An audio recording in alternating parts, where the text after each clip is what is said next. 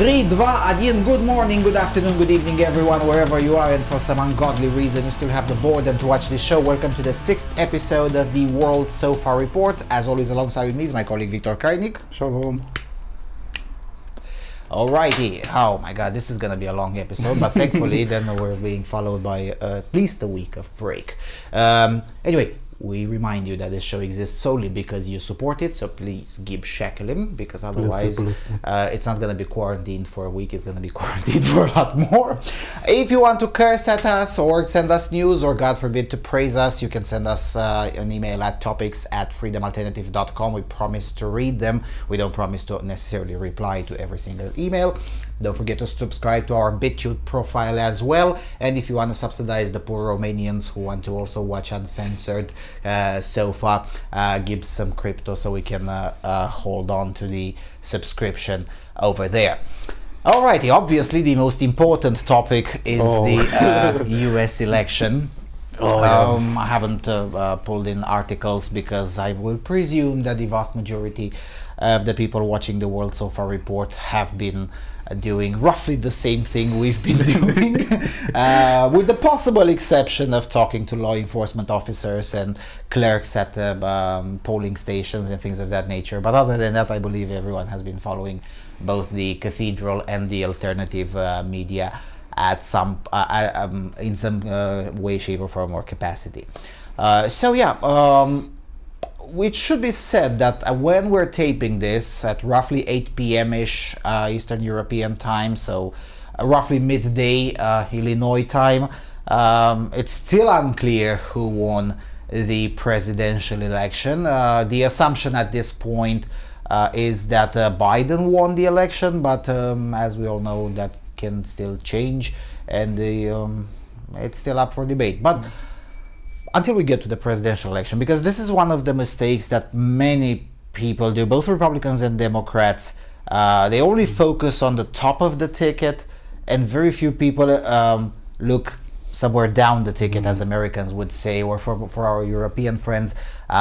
Basically, when there is presidential elections in the United States, it's not just one election. Oh no! It's usually you get the House, you get the Senate. Sometimes you get the Senate. It depends on which third of the Senate is up for re-election at that particular moment. Yeah. Also, one or two local referenda. Sometimes the governor is elected in a presidential year. So there's usually not just the U.S. presidential election. In Europe, that's usually settled by, if there's more than one thing to be decided in a certain election day, it's 2 or 3 or 4 ballots given, and then you put them in a separate box. In the United States, it's just one ballot that then you just tick every single issue there, or you don't. That's why it's called up and down the ticket, as the political operatives in the US would put it. Down the ticket, there have been certain surprises, both for Republicans and for Democrats. For Democrats, there were quite a few votes, some of them under suspicion of fraud, where they only ticked Joe Biden, but did not vote down the ticket for the Democrats, which explains why the Democrats' performance on the House has been underwhelming, to put it mildly. I mean, guys, if you're gonna orchestrate a blue wave, you might as well do it right. Well, bad optics. Really terrible optics. Really terrible optics. This can only be explained in one or two ways. Enough people who really hate Biden, really hated Trump, really came out just to spite Trump, and that's it. They don't really give a shit about the Democrat Party, which could be the case, but is it the case with 10 million people? I don't think so. Maybe there is. Or the other explanation is, of course, ballot printer went brrr, and they just couldn't print, ballots that also included the Democrat option for the U.S. Senate, and especially for the U.S. House of Representatives. I mean, at the moment when we're taping this is how the U.S. House races looks like. It's probably still going to be a Democrat-dominated House, but at 2 or 3 or maybe 4 margin rather than 30 something as it was. So it's probably going to flip in 22. If there's going to be a Biden presidency, it's probably going to flip in 2022. For Red Congress and the Red Senate. Yes, Boy. and for the Senate, it's 48 to 48 at this point, but there are at least 3 races where there is a runoff, a second round, as it were. And Cocaine Mitch promised to handle all of those and personally take care of the campaign. And if Cocaine Mitch says he's gonna win, as tradition says, he's gonna deliver. As tradition says, if Cocaine Mitch says something's gonna happen, you better believe it. It's true both for Democrats and for Republicans. Everyone should believe Cocaine Mitch because he kind of has a habit of actually delivering. The problem is that, at least in the European media, this second part of the discussion, that votes down the ticket, hasn't found its place at all. So Europeans just keep on looking on the votes for the U.S. presidency, but nobody's looking on all the other details. Yeah, but it's not just that. It's that like in our country, but pretty sure it's the same case everywhere else. The concept of the electoral college for anyone else outside the US, and even I beg to differ, even for a lot of people within the US, is an unknown system, or it's a system that they consider undemocratic. Well, it is undemocratic. That's the point. Yeah,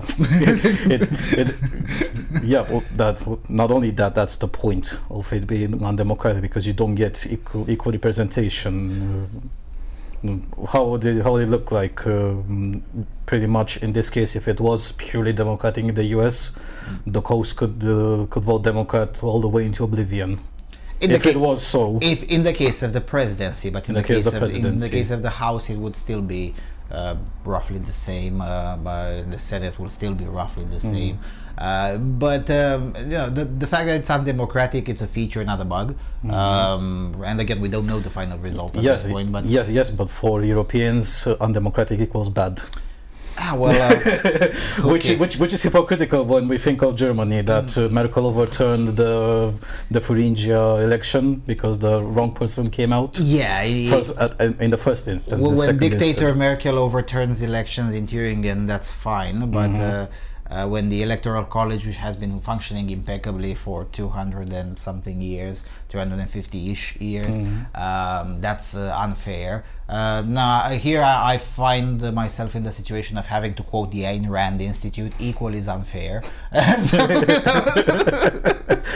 I mean, it is what it is.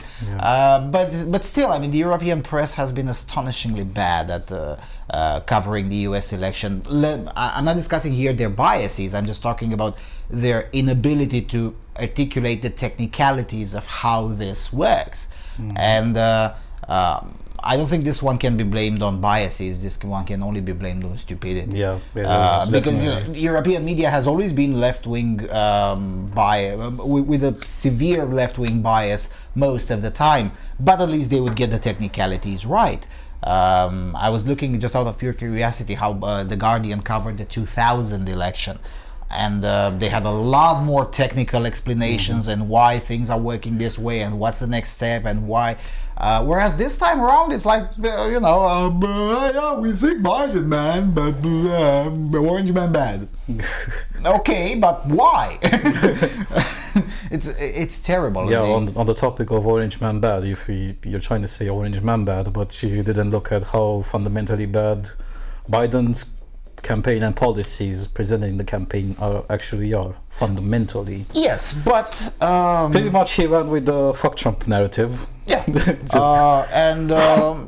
probably if we are really into looking at to make comparisons, forced comparisons with Romania, they're now in 2016, right? So they got some results which looks spectacular, but isn't exactly spectacular, because again they lost seats in the House, they couldn't get control of the Senate, so it's going to be a cucked presidency whether you like it or not. And not only that, but Trump got surprisingly close. He closed a lot of the gap that used to be in states like Virginia or Minnesota.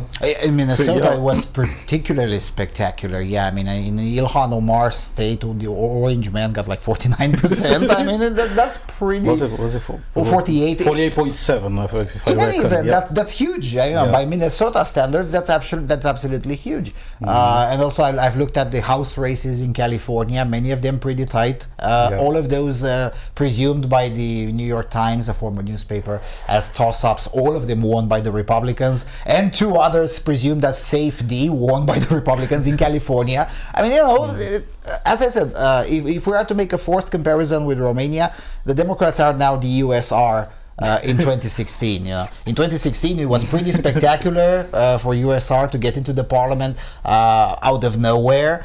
And it looked spectacular, but it wasn't really efficient and really relevant. See, the same thing here. They won with a guy that barely speaks and can barely keep himself lucid. So he's probably not going to be president for much longer. I mean, if he survives till the inauguration. But let's put that aside. But in the end, he's going to have to rule with the Republican Congress, and in 2022 probably with the flipped House as well. So it's going to be a pretty obstructionist period.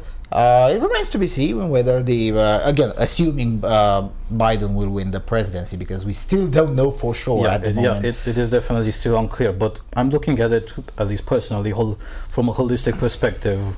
Overall, when we've mentioned before that Trump closed the gap in a lot of states that were safe Democrat, but at the same time, he lost in the current scenario states which were pretty close for Trump. For example, Georgia, where Georgia was lost. Make no mistake. Well, Georgia was lost for Biden when he pulled that stunt with you ain't black if you vote for Trump. Those people actually don't taste that joke, because those are on the inner city gangsters. That exist in Democrat states. No, those are actually hardworking Americans. And they're also family people. They may look the same to the Democrats, but they ain't from Chicago, man. I'm just saying. But in any event, it's going to be if the result will be that Biden eventually assumes the office of the presidency, it's going to be a pretty cucked presidency. With an obstructionist Congress from day one. I mean, Trump at least benefited from about 16 months with a semi-obstructionist Congress, and then 2 years of an obstructionist Congress. This one will come straight from day one with the Congress that doesn't really like him. And that's even with a slight majority, the Democrat in the House, because again, there are plenty of Democrats who don't like Biden as well, and it's already what would you call it, a night of the long knives in the Democrat Party, whether Biden will win or not. I mean, this is a separate debate altogether, because Nancy Pelosi is in a very weak position, because she lost seats in a year that the Democrats promised to their apparatchiks it's going to be a blue wave, and she lost seats. So of course her leadership will be heavily contested for good reason. Too bad for the Democrats is that they probably won't elect someone at least as experienced as Nancy Pelosi, because you can say anything you want about Nancy Pelosi, but she ain't dumb. But maybe they put Speaker AOC, who knows? Strong doubt. But that would be glorious. I mean, come on, that would be glorious. Yes, we'll definitely find many honks. That would happen. Yeah, I mean, imagine the next at least the next 2 years until January 23, we would get to read the honks from Speaker AOC. I mean, that would be glorious. Please, Democrats, do that. Yeah, but also the reason why at least I am not buying that the appearance that Biden won is that he managed to pull out close to 3 million more people than Obama did in 2008, where it was a landslide. Yes, Yeah. but then again, Trump also pulled in a lot more people than what was it? Who ran for the Republicans? Then who cares? McCain. McCain, I think. McCain. McCain was very weak, which is why I had no doubts back in 2008 that Obama was going to get the presidency. Yes, Obama won fair and square. The problem is that it's under debate whether Biden would have won fair and square. Because that's really the thing, at least from a principled approach. If nobody can prove anything really, really wrong in court, and it turns out that the result is fair and square, then it is what it is. Start working for 22, and in the meantime, work towards turning the Congress as obstructionist as possible, and then in 24, run with a better candidate, or also with Trump. Why not? And it is what it is.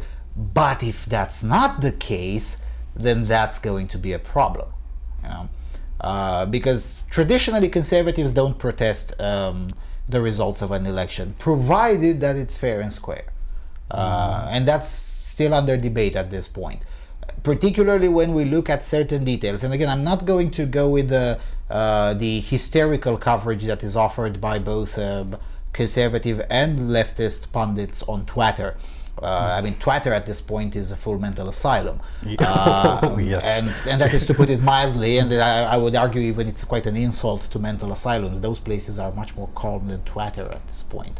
It's full panic mode. Panic mode. It's been there for in the past 3 days, actually. Yes, and it's full panic mode on both sides of the aisle. Exactly. And I don't understand why. I mean, well, actually, I do understand. There's many people who started paying attention to politics 3 or 4 years ago. Yes. When you've been paying attention to politics over the last 25 years at the very least, or 30 years, you can afford to look at things more calmly. We've seen this movie before. We're probably going to see it again, maybe in several years. It's not that easy, and it's not that unprecedented. Because, but it is true nonetheless. I mean, hysterics aside, it is true. Michigan with 14 or 15,000 voters born before 1919. I mean, come on, man. Really? I don't care who. I mean, it could well be the case that you have 120-year-old Republican voters. But still, I mean, come on. And the state of Michigan has like less than 1,000 people that are older than 100. But for some reason, 14,000 voted. There's no way you can tell me. And again, if the final difference, you couldn't get those results even in the old people houses in Florida, where it's a much more likely possibility. Exactly. Where there's a much more likely possibility of actually getting that old people. I mean, there's no way you can tell me that all of that is perfectly legit and nothing's wrong with it. And if the final difference will be less than that, in my opinion, that's reason enough to question the result. And again, it doesn't matter. It may well be the case that all of those 14,000 were actually ballots harvested for the Republicans. It's still bad. Because again, some of those voters, you can actually find the paste bins on the internet. You can check for yourself from the comfort of your home that those people have been dead for 20, 30 years. Yep. I mean, come on. People dead in the 80s or late 70s, and they discovered it just now. God knows for how many election cycles they voted in the past. Yeah, they have been voting. Yes. So that's the kind of shenanigans that really, really catches the eye. The same thing in Pennsylvania. I've spent several hours over the phone in the last several days with friends in various polling places in Pennsylvania. And and some of them are Democrats, and they were like, we don't know anyone who voted Democrat in our county, but for some reason Biden got 40% of this county or 30%, and they're Democrats. They've been working to get people to vote for Democrats, and they're like, but we don't know anyone who voted. I mean, there's 5 people of us who voted for Biden, and and these kinds of things are always flaming tensions because. Hysterics aside, especially when there's a small difference, because again, if the difference had been in the hundreds of thousands, no one would have cared. Because let's make no mistake, in an election with more than 130 million voters, obviously there's going to be shenanigans. Obviously there's going to be a few ballots harvested here and there. Some of them due to malintent, and some of them due to sheer incompetence. I mean, at so many polling places, polling stations all over the vast territory of the United States, it's bound to have, it's bound to get some incompetent poll workers. It just is what it is. It happens all the time, and it's not happening just in the United States. It happens all over the world. So it's not the question of whether fraudulent or at least not particularly kosher votes exist or not. Of course they do. The question is, are they enough to actually matter, to have overturned the result? And that's for Republicans to prove in court, I guess. And I have to admit, I'm not particularly optimistic on that, because there is such thing called system inertia. That is to say, courts tend to decide in favor of, especially higher courts like Supreme Court of Pennsylvania or Supreme Court of the United States. They tend to think with the power of the decade, and that would be a terrible precedent set to basically create, especially in common law systems, to create the precedent that actually this thing is possible. You know, so the inertia of the system will dictate that I will pretend this didn't happen, and will compensate some other time, maybe here, maybe there, whatever. That's usually the case. Maybe I'm wrong. Yeah, but this time the shenanigans were way too obvious. For example, compared to what? Oh, let's say the closest we can get to a precedent is the 1860 election. The re-election of no, the first election of Abraham Lincoln. The first election of Abraham Lincoln. Yes. Yeah, because the Democrats, but the Southern Democrats of that time also employed stuffing the ballot boxes and outright not putting Lincoln at that time on the ballot at all. It was in 10 states, if I reckon. But even then, in the states where Lincoln was on the ballot, those close to the south, for example, if I reckon Pennsylvania and Ohio went apeshit because of that.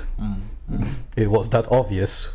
Yes. And even this time is obvious. Getting back to my point, how did Biden, with such a weak campaign, manage to get 3 million more people out than Obama did in a landslide victory 12 years ago? It simply does not compute. Yes, and Obama, for all of his faults, he was a highly charismatic candidate. And Democrats could say, well, Obama campaigned actively for Joe Biden this time around. Well, yeah, but nobody showed up. Yeah, he did. Nobody showed up for Obama. Nobody showed up for Biden. That's also already there's plenty of evidence in that. Yeah, we've played a clip with Obama speaking. We left 10 people, and because Obama has gotten old, and let's face it, the guy doesn't have the same traction that he used to have 12 years ago, and that's normal. People get tired. People get old. It just is what it is. But nevertheless, there are many questions to be asked, and that's what I was advising my Republican friends in the United States, and that's what I'm saying here. Don't treat it hysterically, because it shouldn't. It shouldn't be treated hysterically. It should be treated methodically. Get the result. Let's see if there's anything to contest. Take care of the legal case.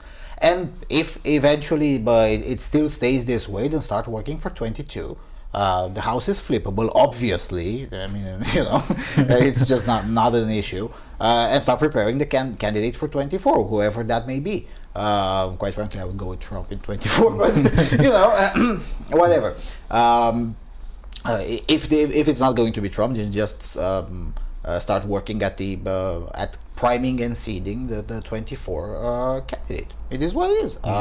Because again, Biden, if he will be the president, he will not be having, well, at least from his perspective, it's going to be a peaceful presidency because he won't realize what's going on around him.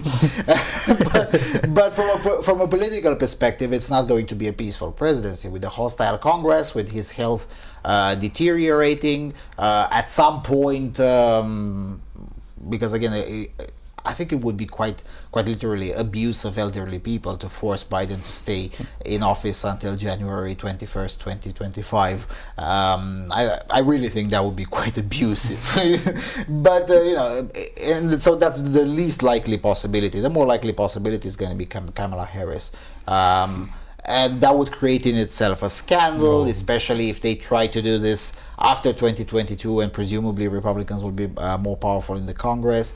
That in itself will create enough inertia, and of course, Republicans can rely on an even more pissed off base than a few days ago, or than in 2016 for sure.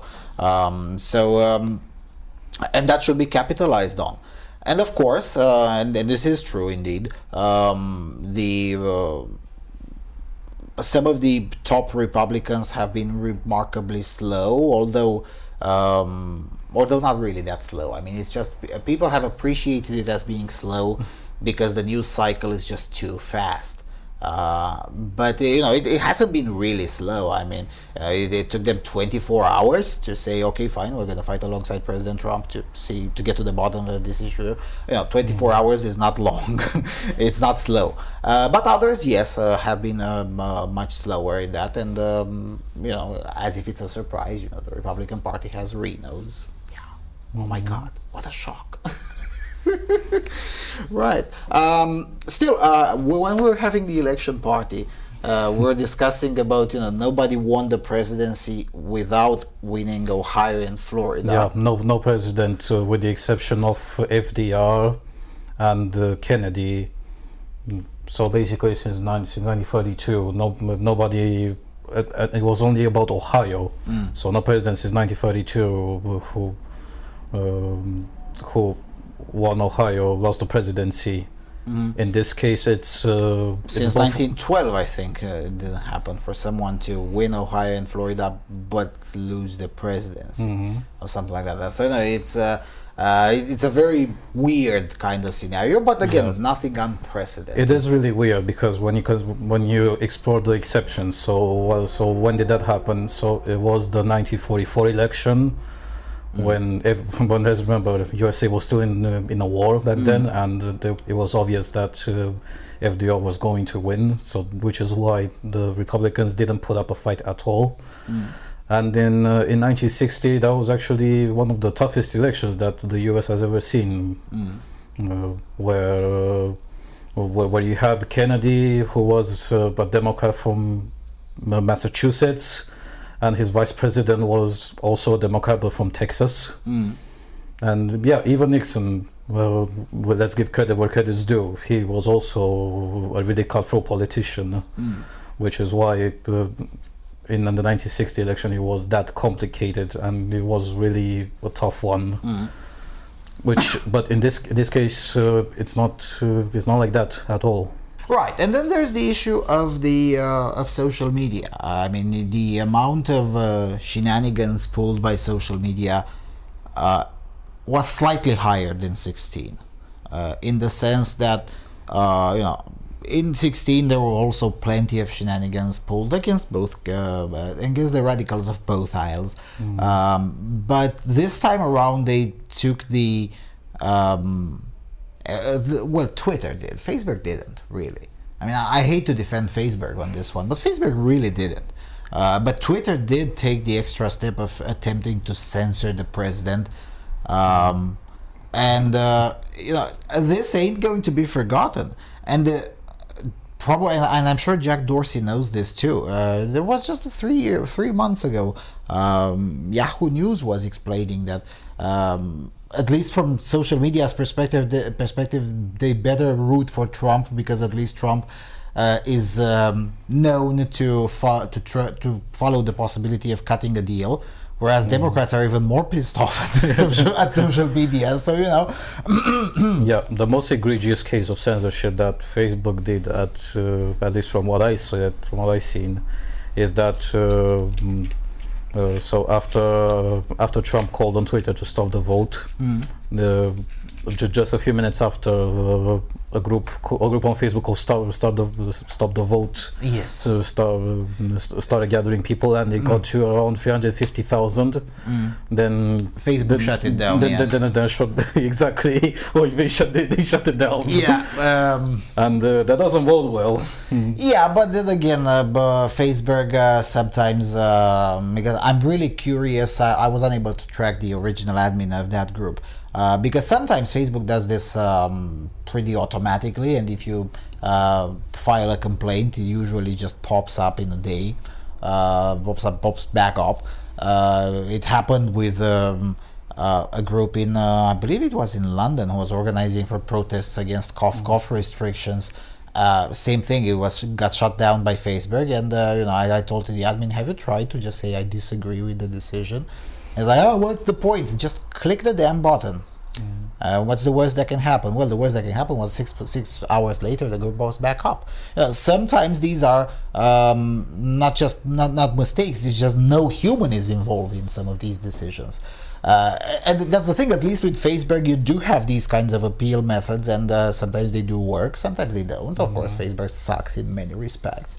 But with Twitter, you know for sure that it's a human involved, because with Twitter the censorship is so one-directional and so increasingly brazen. That's the word I'm looking for.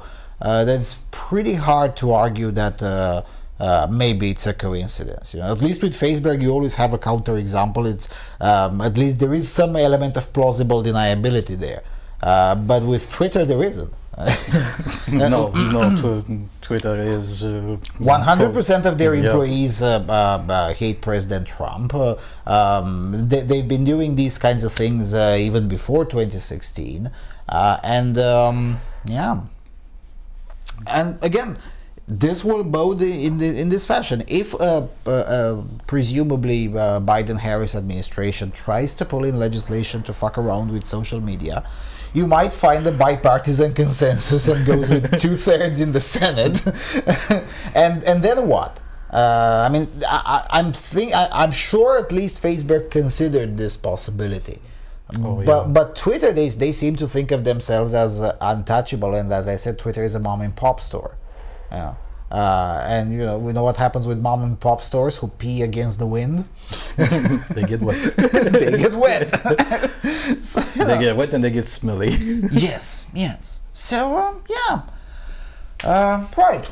Is there anything before we go to the identity politics with the Democrats soul searching? Is there anything else that we didn't cover? Well, let's try again with the historic precedent of which we didn't manage to cover, of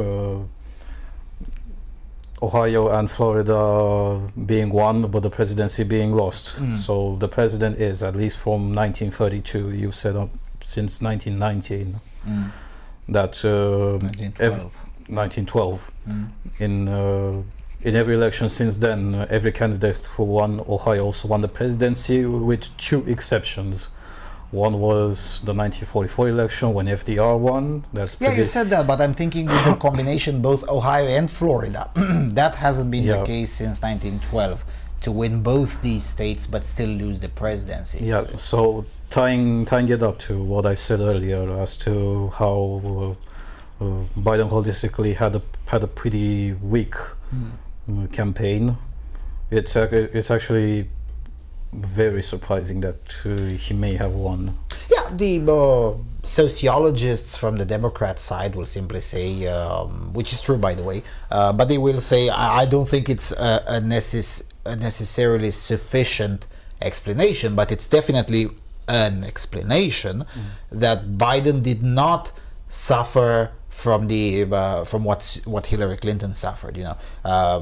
Just as with Hillary, few people actually liked Biden. but fewer people despised Biden as opposed to Hillary. A lot of people simply despised Hillary. Whereas with Biden, very few people despised him. Very few people liked him, but very few people despised him either. So, in a weak campaign, if you ramp up the fuck Trump platform, that's, at least in the opinion of Democrat sociologists, that could be enough. Maybe. Let's see the court case. We're gonna see the court case, but maybe that's the case. But being two donkeys on the couch, we're gonna speculate here that even though I agree that he's not as dislikable as Hillary was, things that he said alienated quite a lot of people. So not just the previous example they've given about if you vote Trump you ain't black. It was also Kamala Harris's advocacy for Marxism-Leninism, and that as well. But it was also about his really deep position to be anti-fracking. And with no surprise, Pennsylvania is one of the states that do fracking and do it quite significantly. Yeah, that's why I find it pretty surprising that Biden would still win Pennsylvania in that after those particular comments, particularly considering that the executive power is more important in this aspect than the Congress, because at the end of the day, the EPA acts at the disposal of the president, and technically speaking, Biden could enforce harsher EPA regulations on Pennsylvania. Whether he'll actually do it or not, that's up for debate. It's going to be a little bit more complicated than that, as usual. But at least from a very simple campaign slogan perspective, if that is the case, Pennsylvania basically voted against itself. We'll see how that pans out. But not only Pennsylvania, but also Georgia is also not exactly a big fracking state, but still significant. Yeah, it's not a big fracking state. Still significant. So when you have two-pronged fuck-ups and still managing to win according to the current results right now, Biden is leading with 1,000 votes as of 8 p.m. Eastern European time. Very suspicious. We'll see. All right. In the meantime, there are already coming in, demographic data concerning the vote, and the progressives are already. I mean, why are you guys so shaky? Weren't you supposed to be, happy? Vox, Trump's gains with Hispanic voters should prompt some progressive rethinking. Election night started with a major underperformance for Democrats in Miami-Dade County that cost Representative Donna Shalala her House seat and sank Joe Biden's hope for an early win. Miami has always been a city apart in terms of Latino politics in the United States, with a heavily Cuban-American population that has a tradition of Republican voting and deep emotional intellectual investments in the Latin American Cold War. But while Cuba-specific issues are technically central to electoral battles in Florida, the fact that even before all the results are in, it's clear Biden's weakness with Latino voters was broader than that. In South Florida, Biden lost ground with a diverse Hispanic population that includes many families from Puerto Rico, Venezuela, or Colombia, as well as Cuba broadly. More to the point, Democrats turned in extremely disappointing performance in the Rio Grande Valley of Texas, even in the context of a large overall improvement in the state. Trump actually won Zapata County, for example, a small border jurisdiction that's 84% Hispanic and which Hillary Clinton won by 30 points in 2016. The more urban, and in the case of Las Vegas, casino workers unionized Latino populations of Arizona and Nevada do seem to have delivered for Biden, so one should not overestimate the scope of the trend any more than one understates it. But there should be some broader rethinking prompted by the breadth of Trump's improvements with segments of the Latino population that one might anticipate would be more open to a conservative message on either foreign policy or cultural issues. It's not just about electoral tactics or outreach. The professional class of progressives who often shape cultural narratives should consider the racial dynamics of the Trump years and their own approach to intersectional politics. Since the issue arose first and most clearly in Miami, it's understandable that a lot of intellectual reactions focused on specific issues related to the Cuban community. Nicole Hannah-Jones, the New York Times Magazine writer whose work on the 1619 Project has been very influential in progressive thinking about race, noted on Twitter that Latino construct is a US invention, one that doesn't reflect the actual racial dynamics in Latin America. Cuba, for example, is a multiracial nation with a history of slavery, racism, and colorism, much of which migrated to the US with the conservative-leaning bloc of Cubans who fled Fidel Castro's revolution. Andrea Pino Silva, a Cuban-American left-wing activist, went further. She posited that by aligning with Trump, Cuban Americans are specifically reaching for a kind of aspirational white status. In this view, Cuban Americans don't vote for Trump despite his racism. Rather, Trump's appeal is the appeal of white supremacy. This is true. There is truth in both of these points. No, there isn't. Many Cuban Americans are fair-skinned, and there is a broader history of shared bonding over anti-blackness as a vehicle whereby ethnic communities integrate into the implicitly white American mainstream. But this is not the whole story. Democrats suffered huge collapses on the order of 20 points in multiple heavily Latino communities in the Rio Grande Valley. These are Mexican-American voters who do not have a history of right-wing policy, and they broke hard against Democrats at the very time the party is having a breakout in the suburbs of Texas's big cities. Looking at Democrats' problem with Cubans and South Americans in Florida in the context of their struggles with the Mexican Americans in Texas suggests a different diagnosis. What if many US Hispanics simply don't see the racial politics of the Trump era the way intellectuals whose thinking and writing on structural racism and white supremacy have gained broad influence in recent years? What if they don't think they don't see these things the way intellectuals think they should? Over the past 5 years, many liberals have had the occasion to refer to Trump's rhetoric and approach to immigration policy as racist. I've done it myself. Reasonable people can disagree about the details of immigration policy, but Trump's demagoguery on the subject, to me, reeks of irrational hostility to people of Latin American ancestry, and his broader musics about shithole countries, frequent requests to get more immigrants from Norway, and demands that the congresswomen of color known as the Squad go back where it came from, to me, reek of racism. But at a certain point, one has to admit that not all the people this racial animus is directed at see it that way. For the past several years, the term Latinx has been gaining momentum in progressive circles, even though only 3% of US Hispanics actually use it themselves. The word originates in academic and activist circles, having been coined in 2004 and only gaining popularity about 10 years later. The term is meant to solve two problems. One is that Spanish language uses the masculine term Latino to refer not just to men but also to mixed gender groups, implying a kind of problematic privileging of the male gender. The other is that the binary nature of grammatical gender, Latino men and Latina women, is a poor fit for the needs and lives of non-binary and gender non-conforming people. In academic circles, Latinx suggests itself as an elegant gender-neutral solution. The message of them, however, is that the entire grammatical system of the Spanish language is problematic, which in any other context progressives would recognize as an alienating and insensitive message. As Terry Blass has written for Vox, in actual Latin American countries, the term Latin has gained some currency as a gender-neutral grammatical form. Using a word like that would mark you as unusual in any Spanish-speaking community, but it's a formulation that at least respects the basic way the Spanish language works, instead of trying to foist a series of unpronounceable words on it. Representative Ruben Galago, Democrat from Arizona, who represents the heavily working-class, heavily Hispanic area in and around Phoenix, advises Democrats to start by not using the term Latinx. Right. Anyway, the article is even longer, but I can't withstand to read so much progressive dribble on air. But it's true. It is true. It is. In the sense that, and it's not just Trump's merit, and it really isn't. It's the merit of the entire conservative movement. The conservative arguments on culture works. They do work on heavily Catholic communities, whether they're of Latin American descent or bloody Ethiopian, it doesn't matter. Especially if they're Catholic or Orthodox, although Orthodox, there are very few of them in the United States. The cultural argument, the cultural conservative position actually works. And it works in electoral politics as well, not just in general attitude terms.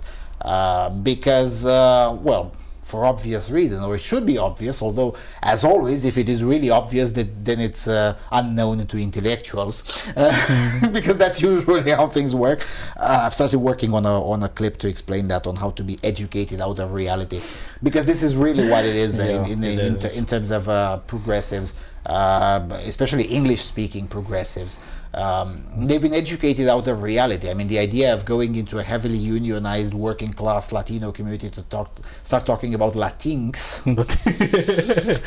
I mean, only someone who's been educated out of reality would think that's a very good solution to get them to vote for you. Yeah, and not even going into Las Vegas. This article has also shown the examples of the Cubans from Miami-Dade area, and the Mexicans from the Rio Grande, Texas area. So first of all, let's start with the Cubans. The Cubans had to run away from communism from an island, which was at least 180 kilometers distance by sea. They had to swim the Gulf if they had to escape that country. And when they saw democratic insanity that looks an awful lot similar to communism, that's when they decided, oh no, we're not going to vote for this at all. Yes. And the Mexicans, to a slightly lesser extent, they're running away for the same reason. They, particularly those who still live close towards the Mexican border, they generally do cross the border in the Rio Grande area. Quite often, and make no mistake, they ran away from Mexico because the situation was that terrible, and since AMLO got elected, it got even worse. Yeah, it's still left-wing is the source. The left is the source of the problems there, and especially those who've been once through a form of left-wing totalitarianism, or even left-wing general chicanery, really, because in the case of Mexico, it's not necessarily totalitarianism; it's just pure incompetence. And of course corruption, but then again, corruption is the standard everywhere anyway. Those people tend to smell the BS a little bit faster than soy latte drinking progressives in Austin or in New York or in Chicago or in San Francisco or Seattle, because life looks a lot different from a US big city than it looks for most of the world, really, including most of the United States. Most of the United States lives in places where you can still see and get to meet the harshness of life really, really fast, almost daily. And especially those who ran away from very terrible places, like the north of Mexico has been terribly administered over the last decade, or those who ran away from Cuba, from a Bolshevik dictatorship. Those people tend to smell the BS pretty fast, and like Latinx and equity, and then get the hell out of here. Like, really, get the hell out of here. So yeah, what's interesting is that Vox presents this to progressives, because again, Vox is a very far left outlet. They present this as news. They're like, oh my God, actually Mexicans would rather vote for Trump, and yeah. And the idea that, this would prompt some progressive rethinking, I'm sorry, that would assume that there have been some thinking involved to begin with. There wasn't. No. Because if there had been, the Democrats at the very least would have listened to their own people in Arizona and said, don't be stupid in public. because it really is, it really does boil down to this, don't be stupid in public. In the past, Democrats used to be more apt at avoiding being stupid in public, but lately it's a little bit more complicated, and that's gonna cost, and it's already costing a lot. I mean, Trump winning Zapata County, that was funny. That was funny. It was funny, but it wasn't unsurprising at the same time. No, it wasn't. No, it wasn't unsurprising. Particularly when this article used that phrase from Trump about shithole countries. Well, the Mexicans actually agreed. That's the reason why he left. Yes.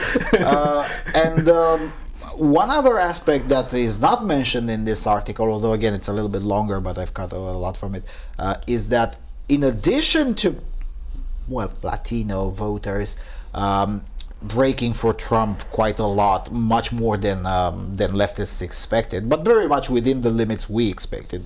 I mean, let's face it, it's not a surprise. There is also another bloc, at least as big, or maybe slightly smaller, but still comparable, that did not go to the polls to vote for Trump, but refused to vote for further progressivism. So that's why I'm saying, Democrats keep going with this kind of progressivism. It works. Yes, you're gonna find yourselves in the position that Labour found itself in last year. Yes. In the UK. Yes, that's why I'm hoping they appoint Speaker AOC and a Latinx woman of color. I mean, come on, why not? Yes, so either AOC or Ilhan Omar or that. Nobody's putting Ilhan Omar there. Come on. No, not even the squad itself thinks that's a good idea. But why not? If you're so convinced that your politics are good, put it to the test. Maybe you're right. Maybe for some ungodly reason, will be proven wrong. I don't think so, but I'm just saying. There's only one true aspect claimed in this article, which is entirely true. Is indeed with this particular aspect that Latino is a U.S. construct that doesn't take into account the realities in the field. Yes. Of course, the history of colorism, and that's bullshit. No, that's not true. But it is true indeed that the way the United States looks at the ethnic makeup of its own is wrong. Especially with the notion of Latino, it is just wrong, and it's not just because of the voting patterns. It's in general the way various people groups see themselves in relation to the world, the way they approach work, the way they approach family, the way they're so different from each other that the idea of and again the way it is defined, the term I would qualify as Latinos, I guess. I mean, really, it doesn't work like that. And both parties have committed the mistake of trying to pigeonhole a group that shouldn't even be counted as one group into various stereotypes that it just simply doesn't fit. Progressives have been trying to say, Latinos are a racial group, right? So I guess Fernando Torres is black now. Okay, fair enough. Or that that Latinos are underprivileged. I've had a conversation with Ronaldinho. He disagrees. I mean, really, or in the case of more right-wing politics, Latinos are all Catholics. I've just had a conversation with Hondurans; they disagree. That's why it shouldn't be looked like that. It should be looked on smaller groups, and right-wingers should be more open to the idea of looking at smaller groups, because slowly, step by step, we may finally get into the mainstream right-wing politics that the most important minority is the individual. I'm just saying. I'm just saying. Yeah, but at least the conservatives started looking at it, which is why Trump won in 2016 the Cubans in Miami County. I mean, fairness, he got it right. Republicans usually win the Cuban vote, but admittedly in 16 and in 2020, Trump got a much bigger share of the Cuban vote than previous Republicans, and not just a bigger share of the Cuban vote, but also a gigantic share of the Cuban enthusiasm. I mean, right after the polls closed and Florida was called for Trump, Cubans went out and staged a huge party on the streets of Miami. I mean, but weren't they going to cough if they were attending a huge party? Of course, they give a shit. Yeah. But cough. But on a more serious note, if you remember, we watched mostly Fox News during the election night here. There was one lady who broadcasted live from Florida. She just announced that she had just announced that there would be a party, and then I saw footage on the internet with the party, and she concluded her reporting with, "This might be the future of the Republican Party." And at that point, during the election night, I ignored the phrase, but then I thought I gave much more thought to it. Florida has been going increasingly red state over the last 12 or even 16 years. And as a result, that might be the case. That might be the case. And it would be good if that would stay that way for a while, because it's a different thing to approach the federal elections knowing you have Texas and Florida already in the bag. Yeah, it's much more comfort than the Democrats find themselves in when they have the coasts already covered. Yeah, because if you can get 2 or even 3 states to have the same electoral votes that California does together, then it's a lot more easy to it's a lot more comfortable to start approaching a federal election. Whereas until now, including 2020, usually Republicans start with okay, we have Texas, and just start building from there. And Texas may be huge and may be glorious, but it doesn't have that many electoral votes that California has. So there's that. But yeah, it's interesting, So suddenly, progressives have found out that the Republican talking points, namely that it's a little bit more complicated, and there is no such thing as one unified group known as Latinos. Who knows? Maybe soon enough they'll find out that colorism is bullshit. Because, and the reason I say this is because the concept of colorism is so absolutely retarded. That I'm hoping the Democrats never find out that it's bullshit, so we can poke fun at them for at least another 10 years from now. And every time when I hear someone using colorism non-ironically, I'm like, excuse me, do you have time to speak about our Lord and Savior Brazil? In Brazil, yes, Brazilians are totally Latinos. Brazil is totally Latino for sure, right? And in Brazil, if you're wealthy, you're white. You can be blacker than Emanuela de Bayor, but you're still white if you're wealthy. That's how Brazilians think of class. Instead of saying wealthy, they say white. It is what I'm serious. I mean, that is how traditionally, and not just traditionally, even today. I mean, in mainstream media, they're referred to like that, right? Ronaldinho is white. I'm serious. Yeah. So, a very poor white trash is black because he's poor, not because he's white, right? So every time when progressives use colorism, I'm like, okay, fine, now do Brazil with that, because everything is entirely upside down from how progressives look at the world. It's even they don't do that just with Latinos, but they also do with the black population. For example, anybody who doesn't conform to their idea of what a black person is, it's automatically an Uncle Tom. Right. So the logical fallacy is span on multiple fronts. Yes. And again, the concept of colorism does start from something real, but then it goes full potato right from the first logical leap. The something real being that it is indeed true, especially in Africa, and has been true long before European colonialism on Africa. Those with lighter skin were usually treated better than those with darker skin. And this, again, has been true and has been documented long before European colonism was a thing, or even long before anyone from Europe ever visited, at least in the more recent recorded history, right? So that's the true part. But then come the logical leaps. And the more you read on progressives' websites about colorism, the more you laugh. Because it just goes from something that kind of sort of happens to whoa holy shit, how did we get here? Just 5 minutes ago we're just Metro.co.uk, huge spike in people looking to move to New Zealand from the United States.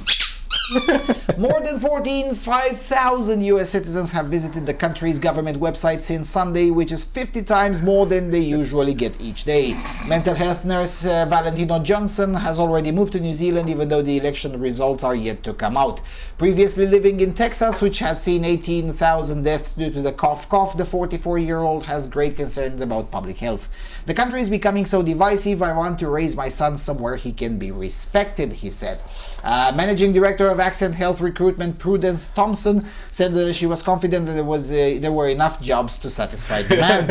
There aren't new graduates, there are really experienced people who have established practices in the US who are looking to make the move, she told Mail Online. It is estimated there is a 24% shortage of medical professionals in New Zealand, according to the Association of Salaried Medical Specialists, as the country has an aging health workforce and population.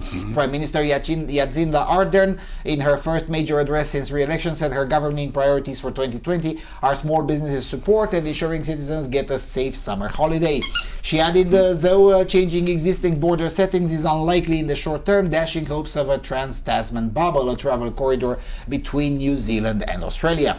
In her speech to Business NZ today in Auckland, Mrs. Ardern said she interpreted the result of a poll about coronavirus as both endorsement of what we have done and plan to do. In New Zealand's case, we made our choices, she said. By foregoing some freedoms, namely the free movement at our borders, we retain the long-term health of our population and the open economy we now enjoy. It was a choice, but one that I strongly believe has served us well and that New Zealanders have, for the most part, supported. New Zealand's borders remain closed to foreigners except to those with a government-approved exemption. So, bam! Closed borders. Sup, lefties? So borders work. So borders work, that's what you're saying. That's what Mrs. Ardern is saying. We'll talk a lot about Mrs. Ardern at the end of the episode, as usual. Sorry, you guys are down under, so you know. You get less priority. Yeah. No, but on a more serious note, so basically lefties from Texas who work in the health sector, they vote for Biden for more open borders, but then they want to move into a further leftist country that has closed borders. Closed borders, and soon to happen no more businesses. And soon to have soon enough no more businesses. Yes. You know, you thought you all keep claiming I was extremist when I said this leftism is literally a mental disorder. But it is. I mean, it is. Try applying leftism on yourself. It doesn't work. Oh, but you want to see that that woman used the argument that there are 26% less healthcare workers. There's a shortage of healthcare workers. Yeah. Yes, but then again, the border is closed. The pool is closed due to AIDS, due to cough, whatever. Yeah, but it's actually getting really sad. So these people were so sure that Trump was going to win. They actually began exploring outside options. Yeah, but that's the thing. There is another aspect to be kept in mind. You know, first of all, a Biden presidency won't solve their problem. They won't, because that's not how reality works. You know, whether you like it or not, New Zealand is a very isolated island jurisdiction, island sovereignty, and the United States is a continent. You don't manage a continent the way you manage a tiny, godforsaken sovereignty at the corner of the map. It just doesn't work like that. Does New Zealand even exist? That's what I generally yeah, I mean, to hold the map. yeah, right. I mean, you know, I haven't been to New Zealand, but I have a few close friends who were. So you know, I'll take their word that New Zealand is actually a real place and not a conspiracy theory, unlike Australia, which probably is a conspiracy theory. And I'm only half joking. but on a more serious note, you know, none of these people's problems will be solved by a Biden presidency, and this is why. This is one of those fundamental differences that, you know, it has always been the case, but it has been exacerbated over the last 20 years. Namely that conservatives have kind of remained roughly the same people. They're like, yeah, whatever, I'm going to do what I have to do. And yeah, sure, I'm going to go to vote. I'm going to get involved in politics somewhat, whatever. But, you know, first of all, my family, my children, whatever, my community. Whereas with lefties, they've increased their belief in the state over the last 20 years. You know, leftists have always been, of course, more statist. That's why they're leftists. But, you know, in 2000, left-wingers, you know, Democrats, American leftists were nowhere near as statists as they are now. Now they seriously believe that all of their personal woes can be solved if they vote for the right president. You know, that doesn't work like that. It just doesn't work like that, god damn it. It doesn't. Yeah, and they're also so inconsistent that in the closest scenario they jump ship. That doesn't actually help a lot their cause. Well, we'll see. Alright, going a bit further to the south, The Guardian. Bolivia's exiled former president Evo Morales to return next week. Bolivia's exiled former president is set to make a triumphant homecoming next week, leading an 800-vehicle convoy to the jungle-clad coca-growing region where he began his political career. The Bolivian newspaper Página 7 reported that Morales would cross from Argentina the southern border town of Villazón on Monday morning before heading 600 miles north to the province of Chapare. Bolivia's first indigenous president, who was driven into exile last November in what supporters called a US-backed coup, plans to arrive in the town of Chimore on Tuesday, exactly a year after fleeing the same location on a Mexican Air Force jet. The return of Bolivia's first indigenous president comes after his movement for socialism reclaimed the presidency last month when Morales' former finance minister Luis Arce won a landslide election victory. The former coca farmer who led Bolivia from 06 to 19 has been living in Buenos Aires since Argentina's government granted him asylum last year. Arce will take office on Sunday, 24 hours before Morales' return, with the guest list including leftist regional leaders such as Argentina's President Alberto Fernandez and the Venezuelan strongman Nicolás Maduro. For Morales, age 61, the homecoming is a chance to celebrate a remarkable political revival by mass and make a powerful statement about his own political relevance in a profoundly symbolic region. It's really the equivalent of Trump going into Nebraska and Oklahoma to have campaign rallies, said Jim Schultz, a Bolivia specialist. The Argentinian newspaper Página 12 said Morales' aides were billing the caravan to the Chapare as a historic journey that would conclude with a great ceremony of welcome and thanks to the people. The Moss Senator Leonardo Loza told Argentina's Radio Cut that followers were preparing a historic gathering in Chimore to which he hoped up to 1.5 million supporters would flock from across Bolivia. Alfaro Ruiz, the head of the Pro-Mas Federation of Municipal Associations of Bolivia, told reporters that he will be coming back with the same strength and the same hope. Schultz saw an intensely personal side to Morales' journey home. I'm sure he's miserable being outside Bolivia. I'm sure he misses the people, the attention, the food. On a personal level, I'm sure he's ecstatic to be coming home. But many, even within Morales' party, are thought to be uneasy about the reappearance of a charismatic but deeply divisive figure whose reluctance to give up power contributed to the turmoil that engulfed the South American country after last year's disputed election. Schultz said it was unclear whether Morales would be content to take a backseat role in politics or aspire to be a behind-the-scenes kingmaker telling underlings how to run the country. The question is whether all we are looking at is somebody rebuilding their personal reputation and reconnecting with their support base, or whether we're looking at the opening of an alternative power base within the movement for socialism. No one knows the answer to that question. Well, I know the answer to that question. This guy is coming to make his own coup. Because that's how socialists work, especially Bolivian socialists. The idea that this is not going to be the case is wishful thinking at this point. And of course, the first ones to smell the coffee on this are of course the MPs from the Movement for Socialism, right? Movement in Action for Socialism. What's the name of the party? I keep forgetting. Movement for Socialism. Movement for Socialism. Yeah, he's pretty all right about that. As for that's one feature. Well, not. I don't know if it's a bug or a feature, but it's a characteristic for sure of Central and South American politics. Whenever we don't like the result of an election, is a US-backed coup. And this is what I hate about certain publications, both on the left and on the right. Really, on the right there are those cocks. Who are like, oh, but my words, the pacifists. I hate those people. I really do, because they're a hindrance to to the progress of the empire. But on a more serious note, on the right there are those, the Ron Paul kind of people who shill for Putin while pretending that they don't, and on the left, we have people like Glenn Greenwald and all of these other peeps who basically entertain this notion that at least Glenn Greenwald is a leftist, so at least I understand why he claims that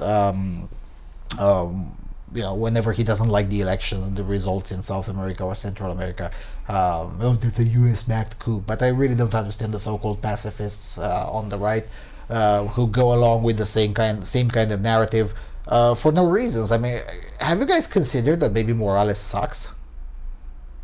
Maybe he sucked balls.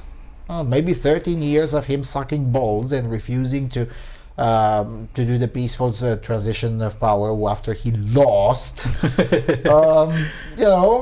Maybe that's one of the reasons why he had to go. And instead of being happy that he could take a very civilized Mexican Air Force jet instead of taking a helicopter and going straight into the ocean like it's usually customary. Yeah, exactly. Instead of being grateful to that, I mean, he personally is, but his supporters are not. He personally is. That's why he's now making a triumphant coming home after his own people are back in power. So, before that, he really, really didn't want to take the helicopters. But yeah. If his attempt succeeds, I mean, it could very well be the case that the relatively reformed movement for socialism is strong enough to basically tell this guy, "Pops, fuck off." That could be the case. But if they don't get that right, then Bolivia will be back into trouble in 3 years from now or 4 years from now. If they manage to keep him at bay, then if he cares about his personal security the most, he would not try to rule. He would basically offer himself to be the electoral image of the movement for socialism, kind of like Iliescu for the Social Democrats here, who was still relevant for their image 10 years after he was no longer in any position, just as the smiley pops who said, "Yeah, vote for these guys." I don't think it will be the case for Evo Morales, because the reason why he's going back to Chapare is that that's where historically he gained most of his traction, and also there's another reason why he gained the traction. He's what the Bolivians call them cocaleros, the people who support the growth of the coca plants. And you know what you made from coca plants. Just ask Mitch McConnell, he probably knows a lot about that. Right, but what I'm saying is that, of course, that's his intention. I have no doubt about that. What I'm saying is that maybe the party could be strong enough to just say, "Pops, no, that's just not going to happen." And in that case, he's going to have to accept it, because what are his alternatives? Start his own separate movement to take down movement for socialism, socialism and cocaine. Yeah, I'm going to make my own socialist party with cocaine. And I guess that could work. Yeah. I mean, why not? And maybe with some identity politics, although Evo Morales is not a progressive, he's kind of an orthodox Marxist rather than a Protestant Marxist. I don't know, but it's gonna be fun unless the party is able, the movement for socialism, if they manage to hold on to their guns as they are now, it will be fine. If not, it's gonna be glorious.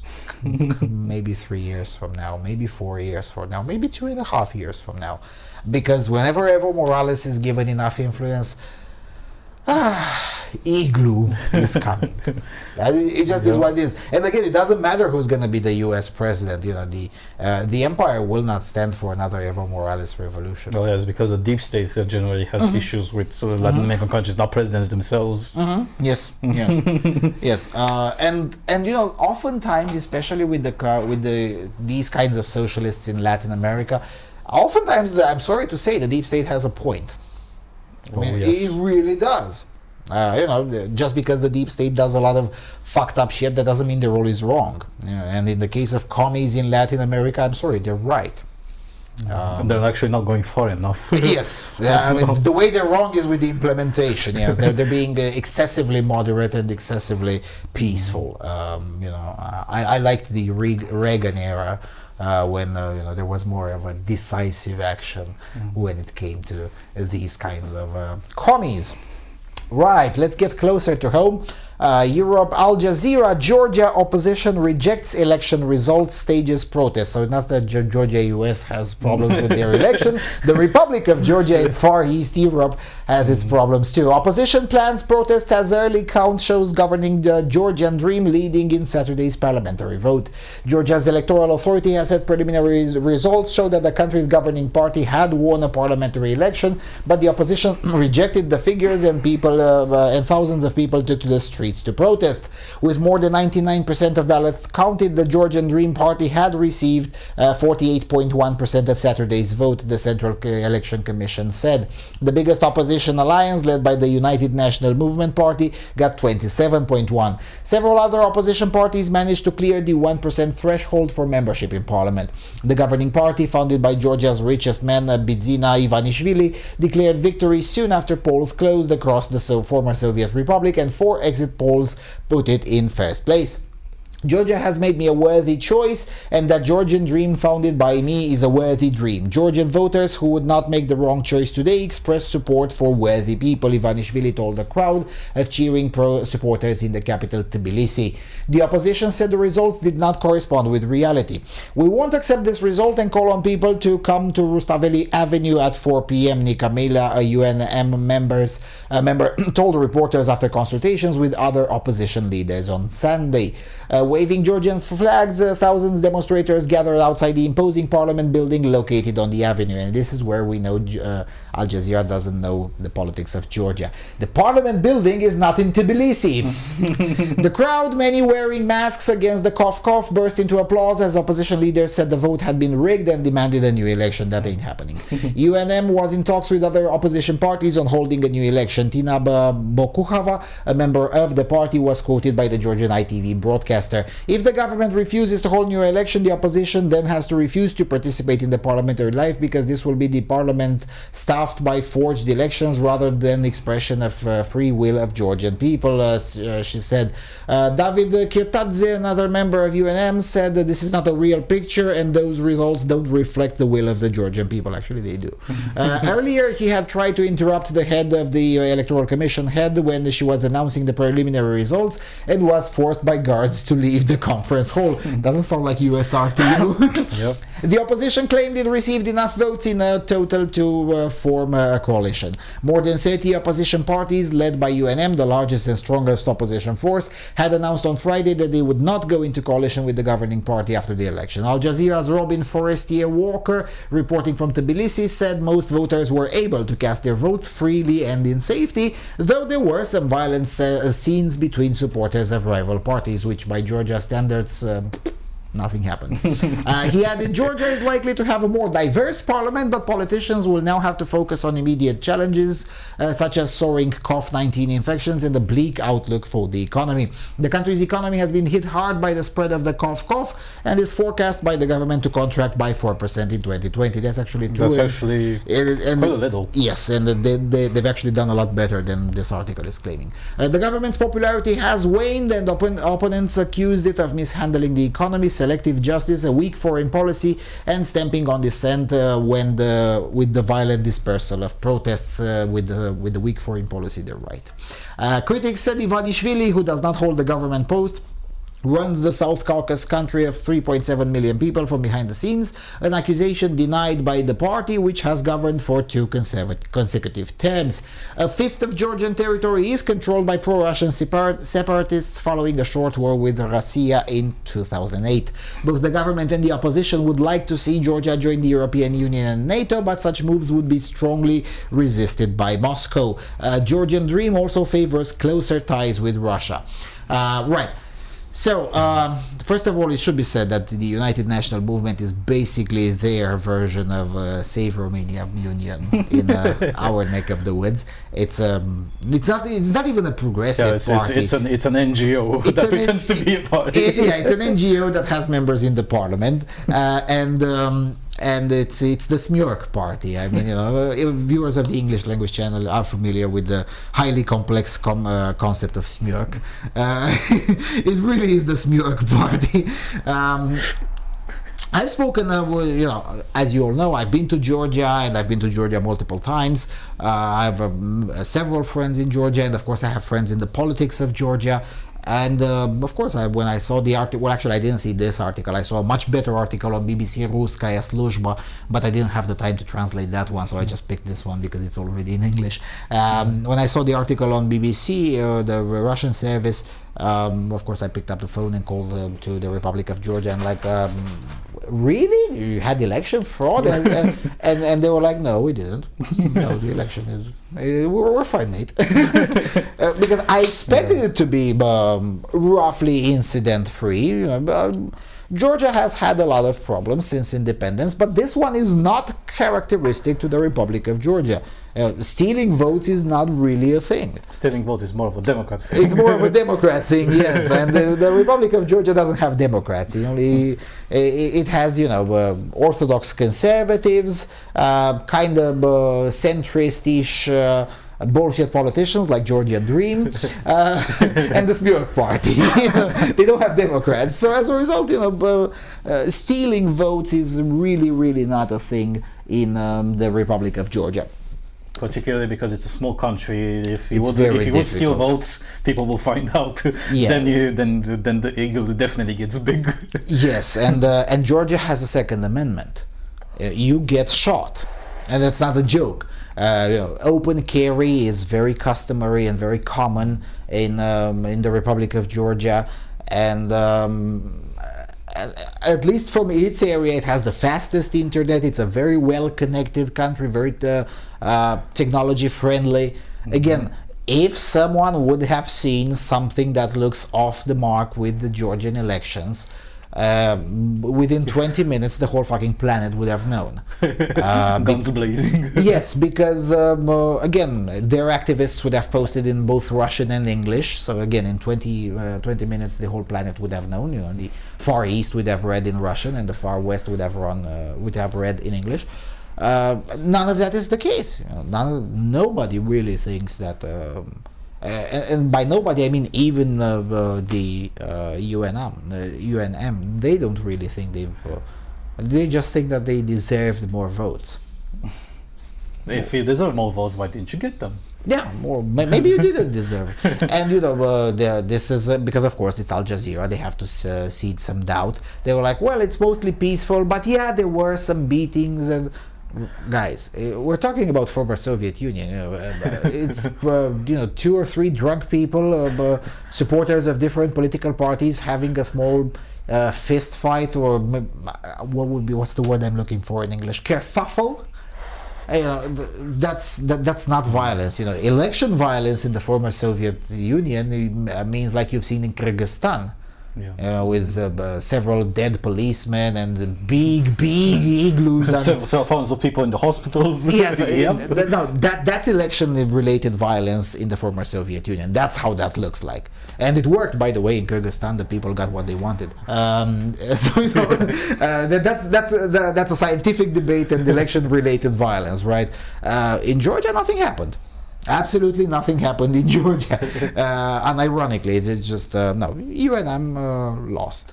Now, of course, you can claim that Ivanishvili, being relatively wealthy, he probably overbought space, the best spots in the press, and his campaign was overwhelming and whatnot. Yeah, sure.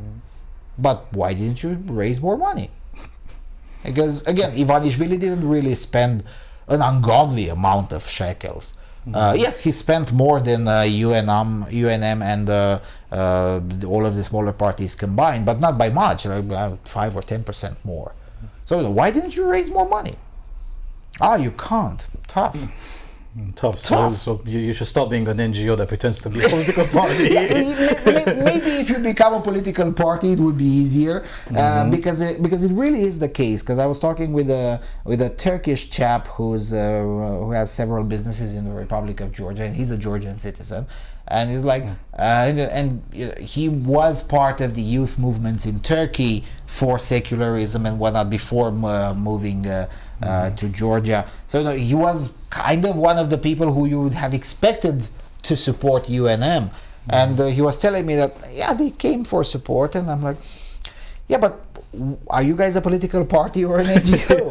And they weren't even able to understand my question. And I'm like, sorry, no. Well, tough. No, I ain't giving money and I ain't giving my votes to people that really, really don't understand themselves what they want to do, let alone to be able to explain to others and attract both donations and votes.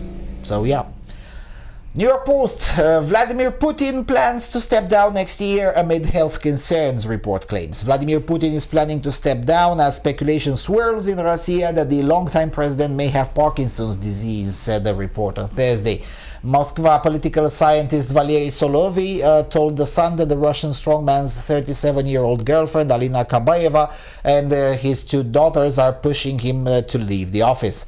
There is a family, it has a great influence on him. He intends to make public his handover plans in January, Solovey told the news outlet. Solovey also suggested Putin may be suffering from Parkinson's, as the president has been seen recently exhibiting symptoms of the disease. Putin recently appeared to be in agony while appearing to constantly shift his legs, according to footage received by an observer. Reviewed footage also appeared to show his fingers twitching as he held a cup that possibly contained medicine, the report said. Speculation of Putin's possible departure comes as Russian lawmakers are considering legislation proposed by the president that would grant ex-presidents lifetime immunity from criminal prosecution. Right. This explains Putin's extreme personal fear of the fluffy cough-19. Rumors that he's been suffering from a degenerative disease have been going around in Russian dissident circles and IRC channels and forums and whatnot, because I spend an ungodly amount of time on those. They've been making the round since at least January 2019. And last year I speculated, admittedly on the Romanian language channel, that it's probably not Putin will not be in office for long enough to enjoy the newly status he got by revisiting the constitution and extending the terms, essentially making him eternal president. And basically I said that, yeah, eternal can be quite short if you don't live long enough. So these kinds of rumors have always been a thing, or at least in the last 1 year and 9 months or so. But now, and I've seen the footage that they're talking about. Of course, you're not going. And if I put them on YouTube, I get a community guideline strike for sure.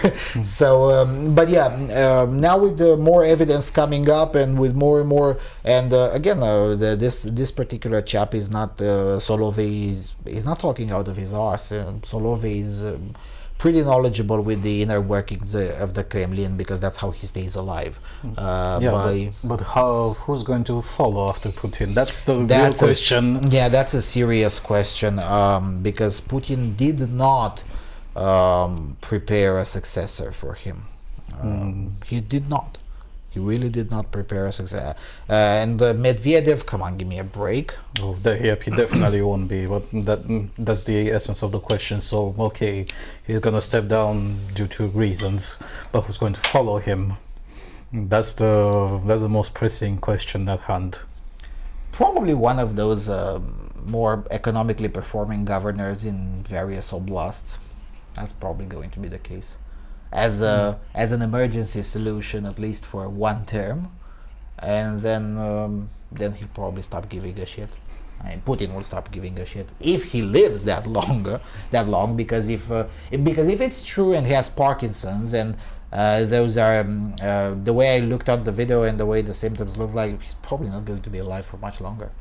A year or 2 or 3, yes, but 6 or 7 until another term.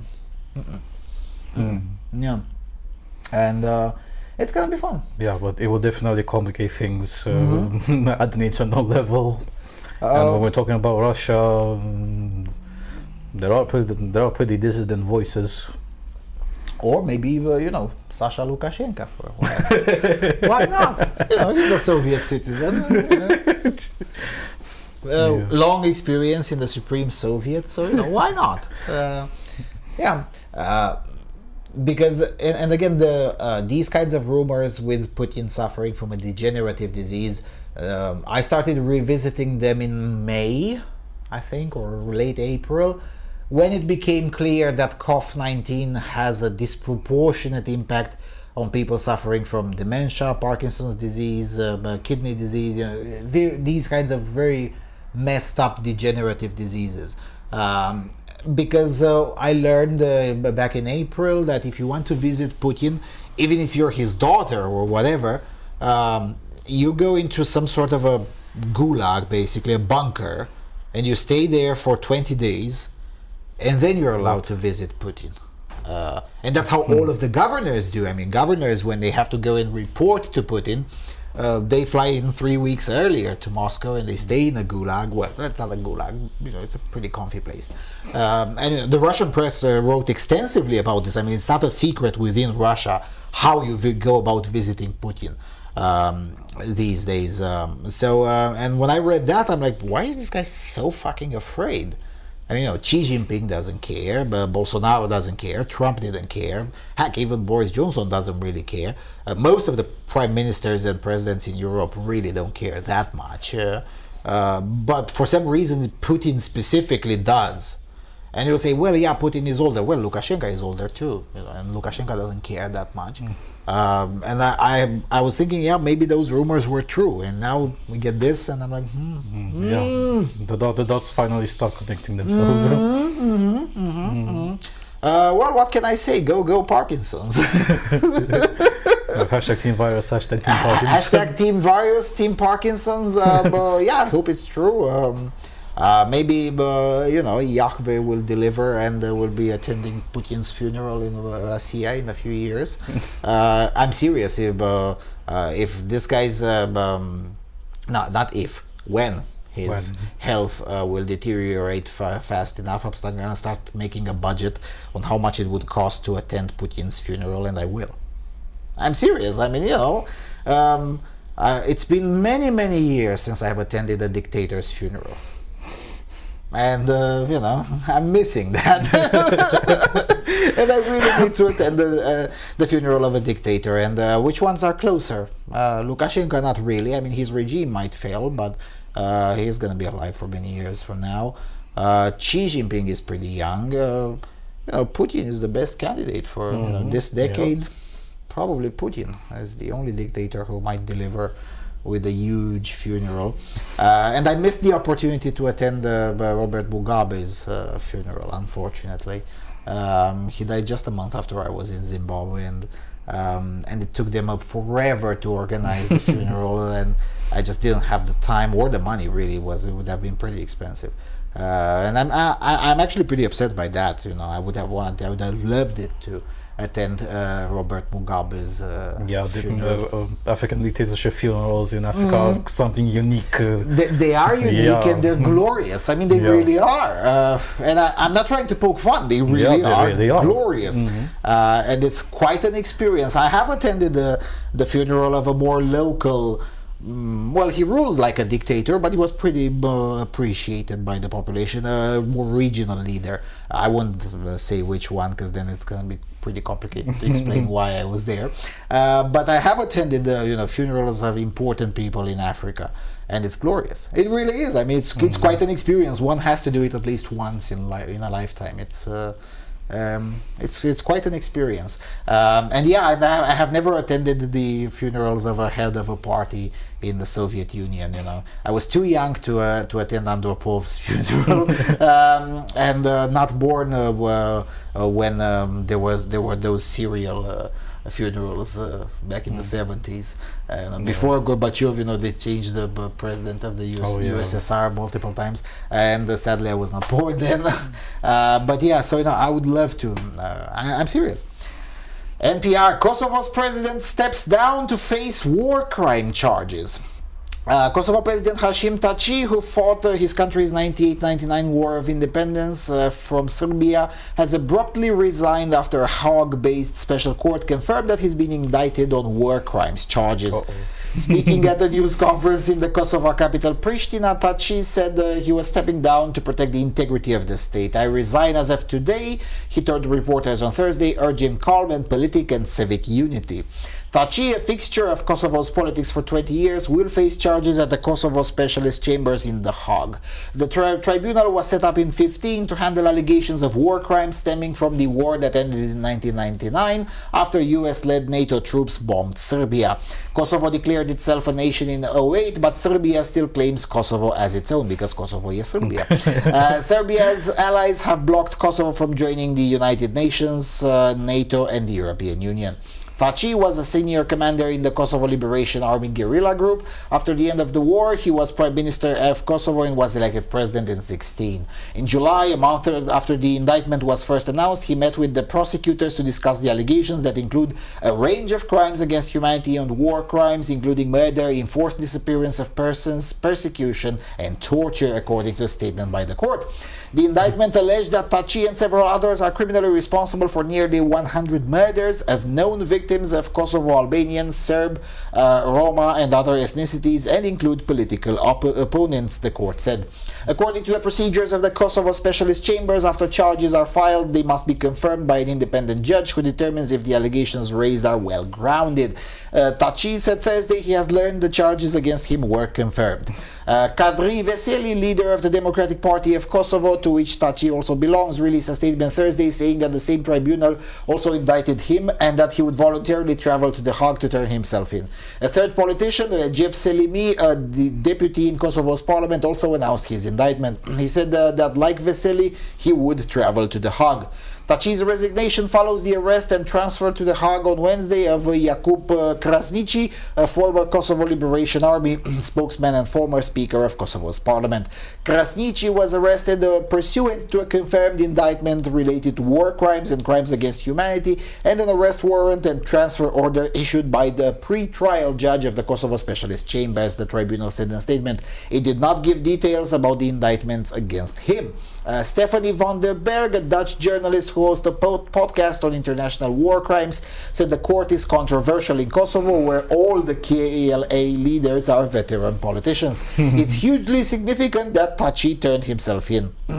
He has always denied involvement in any crimes and presented himself as a liberator of his people and a peacemaker, she added. It will be interesting to see how the special court cases against him and others play out against the Kosovo Albanians were marred by witness intimidation. In June, Human Rights Watch expressed concern about the protection of witnesses in the case, which it says has plagued so many war crime trials of former KLA members, both in Kosovo and at the United Nations International Criminal Tribunal for the former Yugoslavia. Vjosa Osmani, the Speaker of Kosovo's parliament, will fill as interim president until lawmakers approve a successor to Thaçi. Do you really have any hopes for this? Oh no. Well, he's definitely going to get charged because the war back then was really messed up. It was, but I don't think he'll be convicted. I think Thaçi will get away scot-free. I really do. Not that he should. I'm saying he will get away scot-free. I'm very specific because nobody really cares at this point. The Serbians don't care anymore. Most of the Kosovars either don't know, or if they do, they think that was a good thing. And at the end of the day, these Den Haag judges, they still have to, and I know this is unfair, but I don't care. They still have to somewhat be, sure, they have to observe international law, but they also have to make sure that their decision doesn't come against a 90% majority or something like that, you know what I'm saying? Yeah, I know it's unfair, yeah, it shouldn't be that way, but it is what it is. And at the end of the day, I don't think enough people even care. And as for the Human Rights Watch is a mental disorder as an organization, but they're right about this one in the case that witness intimidation is a thing in the Balkan area in general. In the Balkan area in general, yes. Former Yugoslavia. In former Yugoslavia, but particularly when it comes to trials of former Kosovo Liberation Army members, because the war in Kosovo, the independence war, wasn't really a war. It was more like an insurrection, but it became a war because Slobodan Milosevic was an ass. That's what happened, really. And at some point it was getting severely out of hand. And, Bill Clinton made the decision at that moment, be like, yeah, everyone's going to hate me for doing this, but if I don't, then things will get out of hand even more. Yeah, how about the third war in the Balkans? Yeah. like the last two weren't sufficient. Yes, and as a result, in the sense of international law, now the insurrection in Kosovo is not understood as an insurrection, but rather as a war of independence. Even though it, technically speaking and de facto speaking, because again this was just 21 years ago, we watched this war on TV. It wasn't a war, it was an insurrection. And yes, when these kinds of things happen, yes, war crimes happen, and you have to literally step on bodies. It just is what it is. We may not like it, you may think it's unfair, but as we always say, life is unfair. Now, but this is gonna depend on how Den Haag sees what he's done. And here's why I think Den Haag will agree mostly with what I just said. Few people know that amongst the perpetrators of very fucked up things, both in Kosovo and in Bosnia, were, how do you call them? Members of the Dutch military. So eventually it's going to be a deal struck, Donald Trump style. Yeah, we killed some gypsies and some Serbians and some Albanians, and yeah, that's kind of fucking terrible. Do you want us to start talking about General XYZT from the Netherlands, who basically enforced war crimes in both Kosovo and Bosnia? The Srebrenica massacre. That was Dutch military, at least in part, right? Not perpetrating, but actively tolerating it and knowingly so. And they could have stopped it, and they didn't. And they chose not to give a shit. Saying that is still controversial and will forever be controversial because, of course, the International Tribunal in Den Haag said there's not enough evidence to investigate it. Gee, I fucking wonder why. And Taci is one of the people who knows a lot about this. So is Alexander Vucic and a few others in the upper echelons of power in both Kosovo and Serbia. Yeah, that is what I was thinking. How did Taci get on the podium at Den Haag, but Vucic didn't? Vucic was acquitted of all charges several years ago. Presumably under the same argument that I just made. Do you want me to go on the stand in a public trial in an international court? What's it called? The International Criminal Court. Criminal Court, I think, yes. Do you want me to go there on the stand and make a statement and start talking about things that I really know? No? Okay. Nobody? No? Anyone against? Oh, everybody. Okay. Then here's how we're gonna do. We're gonna pretend none of this happened. Okay? There it is. Yeah, it's not fair. Again, life is unfair, and that's how I suspect things will turn out. Again, maybe I'm wrong. but I haven't really been wrong on these issues lately, because well, because Serbia is just very close to us, and you know, if I want to go to Serbia, if I start packing now, by 7 a.m. I'm in Belgrade, and by 11 a.m. I'm in Pristina, and you know, it's very close. It's we've known each other for quite some time, and as a result, we know how these things work. And specifically now, when again, roughly thanks to President Trump, the relationship between Kosovo and Serbia is starting to finally somewhat look like less mental disorder. Nobody's gonna want to upset that balance by literally and figuratively digging up the dead in an open international criminal court case. It's just not gonna happen. So either they're gonna drag this trial for several years, hoping that the geopolitical changes and what maybe they're not permanent, maybe things go sour and whatever. That's one option.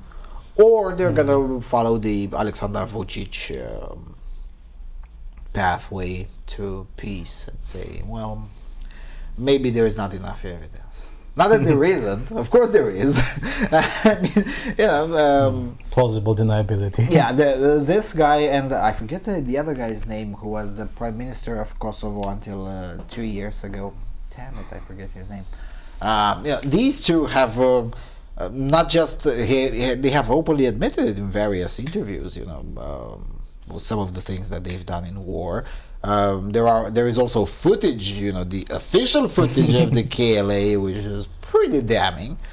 So no, it's not a question of whether there is enough evidence or not. There is. The question is, do you really want to go through with that in a public trial? Because, you know, an investigation at a podcast specialized by that, yeah, nobody listens to that. Yeah, I do, but you know, most people don't. But it's a whole different thing to have it on permanent international record. So you see where I'm getting with this? It's not that anyone really wants to bury the truth. The truth is out there, pretty public already and available in multiple languages. The question is, does anyone want it to have it with the emblem of the ICC there? Not to mention that there are many other forces that may not like this particular idea. I'm thinking of various other presidents with the potential to go in a quick trip to Den Haag.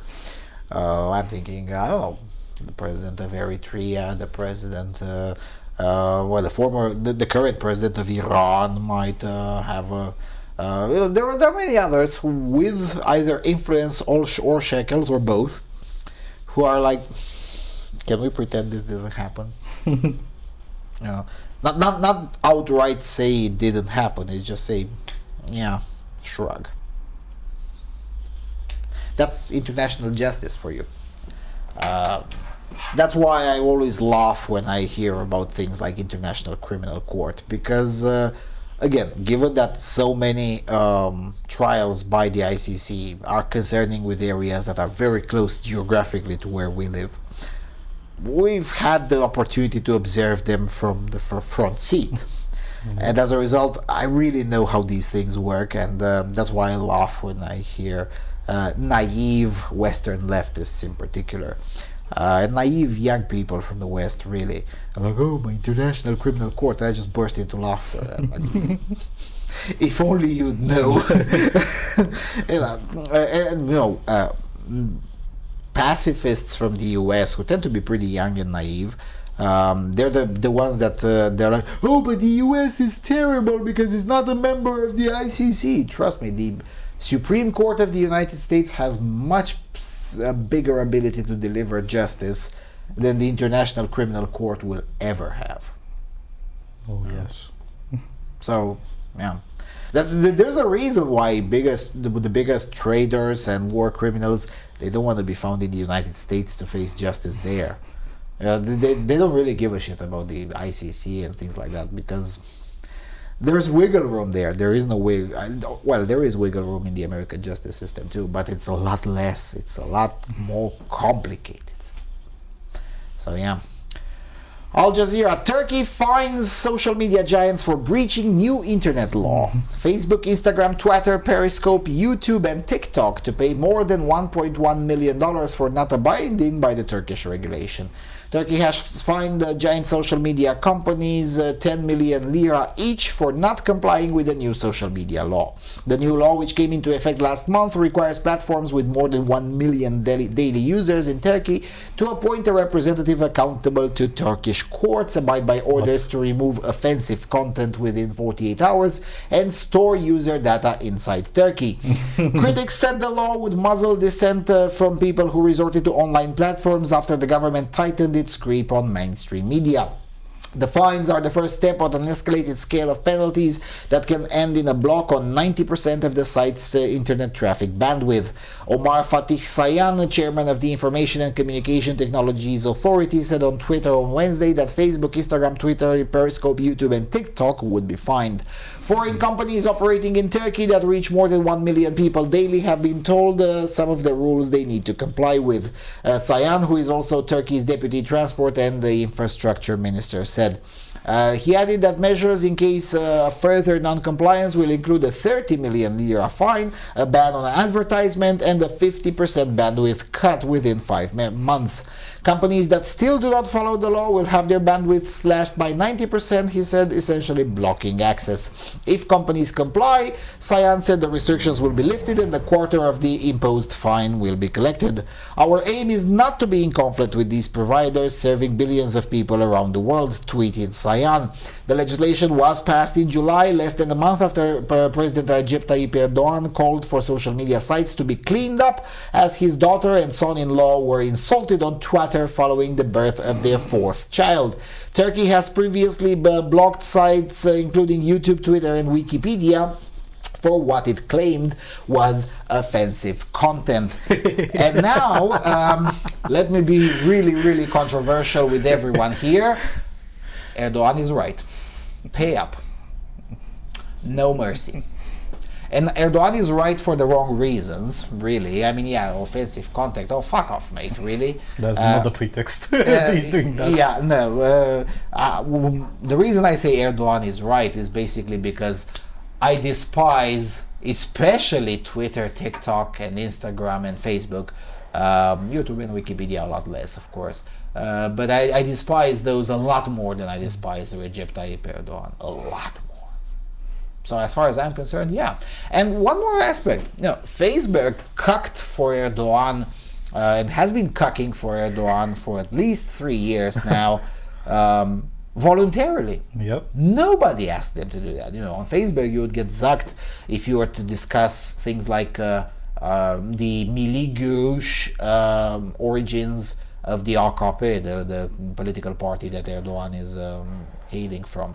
There is a video on this channel uploaded 5 years ago by me where I discussed the Milli Görüş movement, which is a highly virulent Islamist movement with the explicit purpose of overruling Kemalist order in Turkey and turning the Turkish Republic into an Islamist hellhole. Yeah, pretty much neo-Ottoman. Yeah, pretty much. And as a result, and again, that video is still it's not outright censored, but it's difficult to share it on Facebook to this day.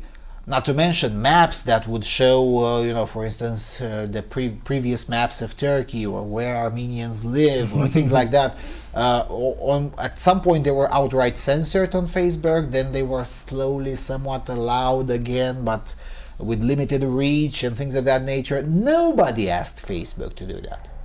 They cucked on their own because they didn't want to offend Muslims. Well, now I'm glad that he's raping your ass.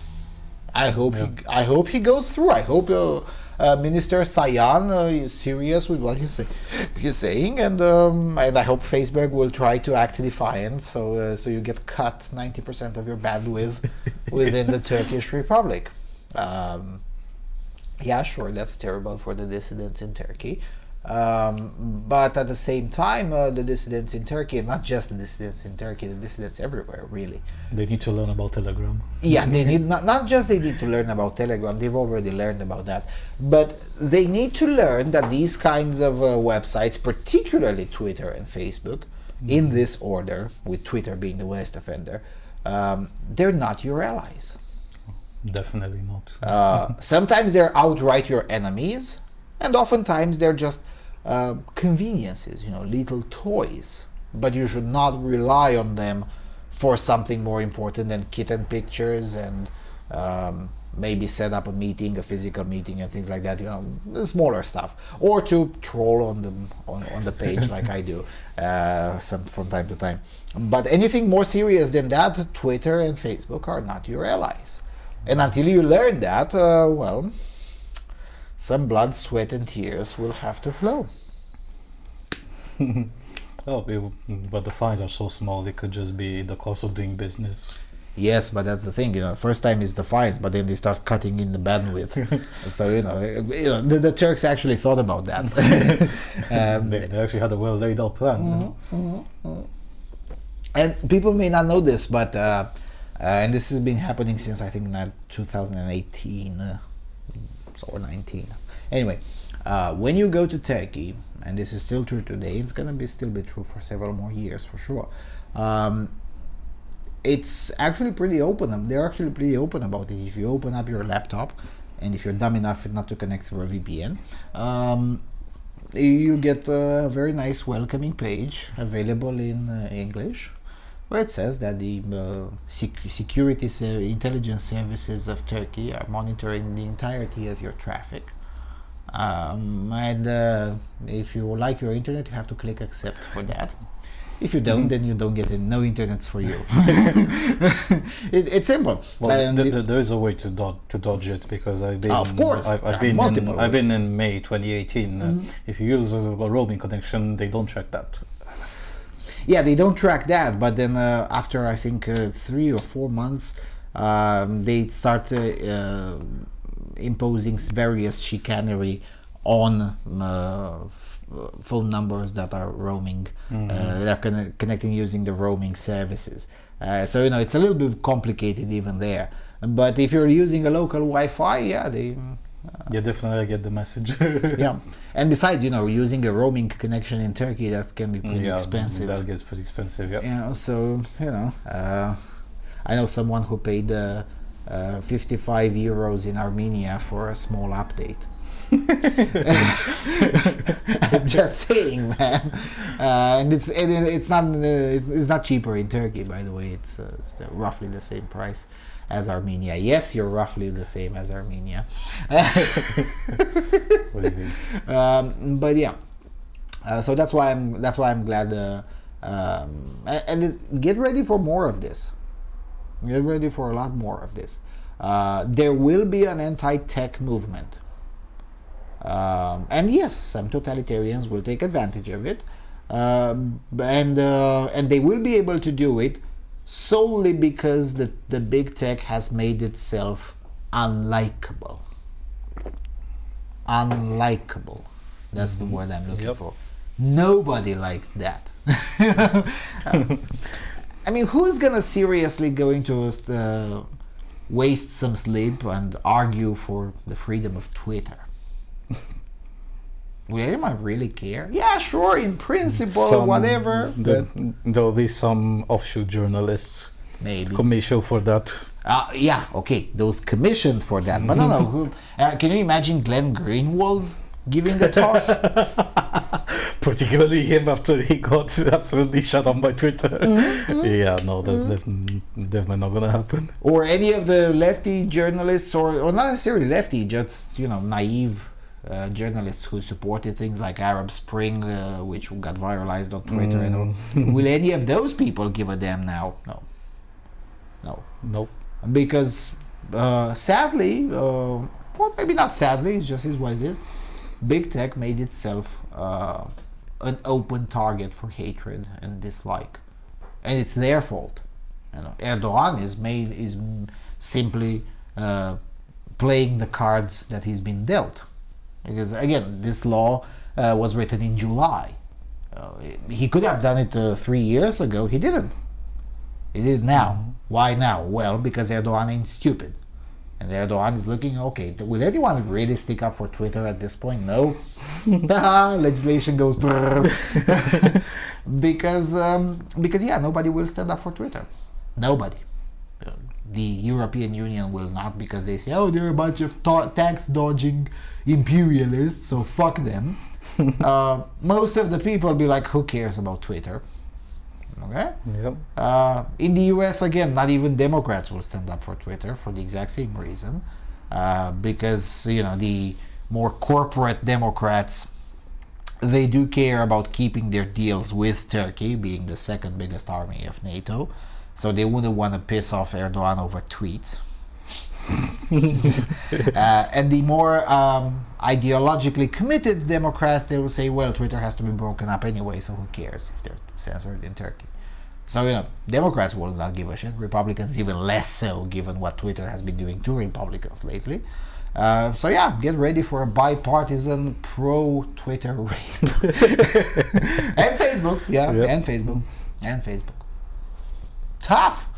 Because that's the thing, many of these big tech companies, not just Twitter and Facebook, others too, including TikTok really, they relied on a way the internet functions, and they rely on that never changing, which was and would have been a safe bet, provided that you would work on maintaining that status quo. But not only they didn't, they worked on undermining it. Well, what the fuck did you expect to happen? Oh, yeah. And in the next several years, it's going to be an anti-tech movement. It's definitely there already. But it's at the beginning of the narrative curve. I still haven't finished my video on the narrative curve. But anyway, at the current rate, it's going to be another 2 years until the mainstream learns about the anti-tech movement. But it's there, and it's unstoppable. It's coming. Yes, and you can't exactly blame them. Oh no, absolutely not. When Facebook engages to a lesser extent against for censorship, but Twitter engaged a lot. And what other channels were there? TikTok is basically an external Chinese information gathering system.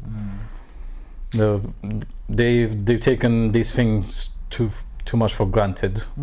Free access to information, and to sell it to whoever is the highest bidder worldwide. Yes, and Facebook may not be so terrible when compared to Twitter, but Facebook has this kind of thing that Twitter doesn't, because Twitter is just a mom and pop store.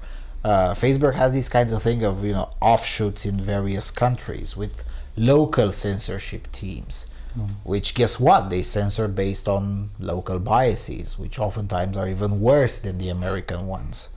So as a result, the popularity of the service has been gradually drifting, and of course it still seems like when I called it back in January 2018, I said, what, fuck Facebook forever. That was a very marginal position, but now it's like, what, maybe fuck Facebook. 2 years from now or 3 years from now, fuck Facebook will be big enough to have its own political party.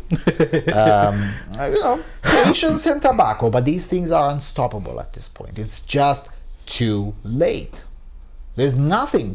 Last episode we were discussing, CNN was saying, oh, Facebook can't do anything to win over conservatives, and I'm like, yeah, just not doing anything would have actually solved the problem, but at this point you're clearly unable to do that. There's nothing you can do, and soon enough it's not going to be just about conservatives. It's going to be about roughly everyone. Yeah, sure, woke Twitterati will still be there, but even those people are getting, their numbers are getting thinner, because some of them even still do consider themselves woke leftists, but they rather exchange emails with me than writing anything on Twitter.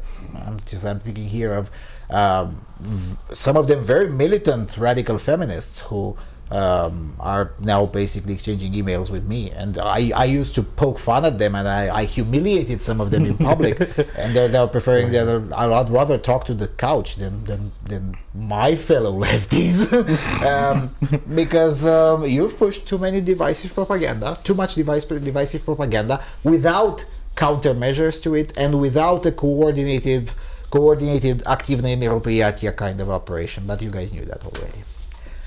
The Guardian. Deal struck to enable EU to block budget payments to rogue members.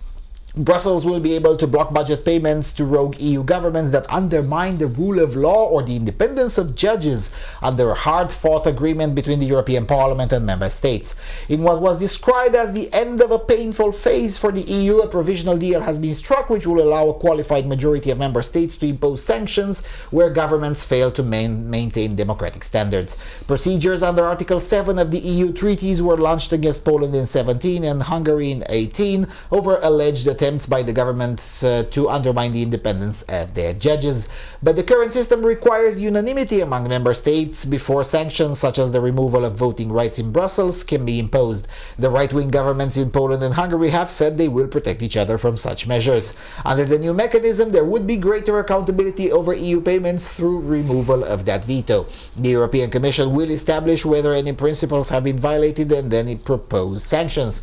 A suspension of payments from the bloc's 7-year budget and coronavirus recovery fund could be enforced in response to breaches of the principles of the rule of law in a member state, or where governments, quote, seriously risk affecting the sound financial management of the EU budget or the protection of the financial interests of the EU, end quote. EU countries would then have 1 month to adopt the sanctions proposed by the Commission by a qualified majority, which means at least 15 of the 27 countries, representing at least 65% of the bloc's 450 million citizens. The targeted member state could trigger an emergency break to allow an extra 2 months of talks over a possible compromise. But once the sanctions have been agreed, they must be implemented within 7 months. We're ending a painful phase, says Petri Sarvamaa, a Finnish MEP who helped lead the European Parliament's negotiators with the member states over the mechanism. If we had left this regulation too vague, toothless, then the ship would have continued to stay off the course indefinitely. This is what happened, actually. Just look at what has happened in the US in the last 4 years. We want to avoid that situation in Europe, which is precisely why you're going to get it. Katalin Czech, Hungarian MEPs in the Liberal Momentum Party, that's actually the Soros party, said the agreement would prevent the Prime Minister of Hungary, Orbán Viktor, and others from using the EU as a cash machine. No, it won't. She said Hungary is not a functioning democracy anymore, just like Germany isn't, so what's your point? Orbán and the government will fight to the death to stop the functioning of this, yes, and he'll succeed. But I hope we have found something to stop this kind of violation. Okay, boomer. But the deal must now be officially endorsed by a qualified majority of the EU's 27 member states and a majority in the parliament. But MEPs and the member states remain in dispute, get an editor, The Guardian, over the total size of the 7-year budget and coronavirus recovery fund in a row that threatens its timely distribution. The parliament wants to secure additional funding beyond the 1.8 trillion euros agreed by EU leaders earlier this year. Cristian Terhes, MEP from the Christian Democratic National Peasants Party in Romania, said the rule of law mechanism was an unacceptable interference by Brussels into domestic politics. He said the EU is shaking a checkbook rather than a gun at the head of a democratically elected governments in Poland and Hungary in order to bully them into doing Brussels' bidding. This is a despicable interference in the lawful democratic decision-making of member states. States have constitutions and parliaments which needs to be respected by Brussels rather than being whipped into line like a badly behaved child, says Cristian Terhes. So this is totally not the EU-SSR. That's totally not the EU-SSR. Remember when you all called me an extremist and a conspiracy theorist when I was talking about these things 5 years ago, and I said that, yeah, they're gonna try to do this and they eventually will get the qualified majority to do it, and of course 5 years ago I said, and it's probably not going to work, and I stick by my prediction, and it's probably not going to work. Yeah, the thing is that this is one of the, the lady from the Soros Gheorghiu party, the Momentum She says that, we want to prevent that situation in Europe. Well, no, sorry, the Finnish MEP, Petri Sarvamaa. She said, we want to avoid that situation in Europe like it was in the US in the last 4 years, which is precisely why we're going to get it.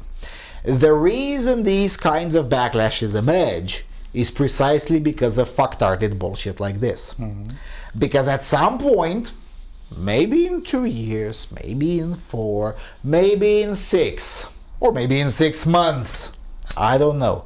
But at some point, enough people in enough countries of Europe, especially of the countries unfortunate enough to be members of the European Union, will say, you know what, fuck this shit. Because at some point, enough people will say, hold on a second, so basically a bunch of German politicians who don't even represent the average German, because, you know, the jig is up, people know already that Germany is at best, a managed democracy. At best.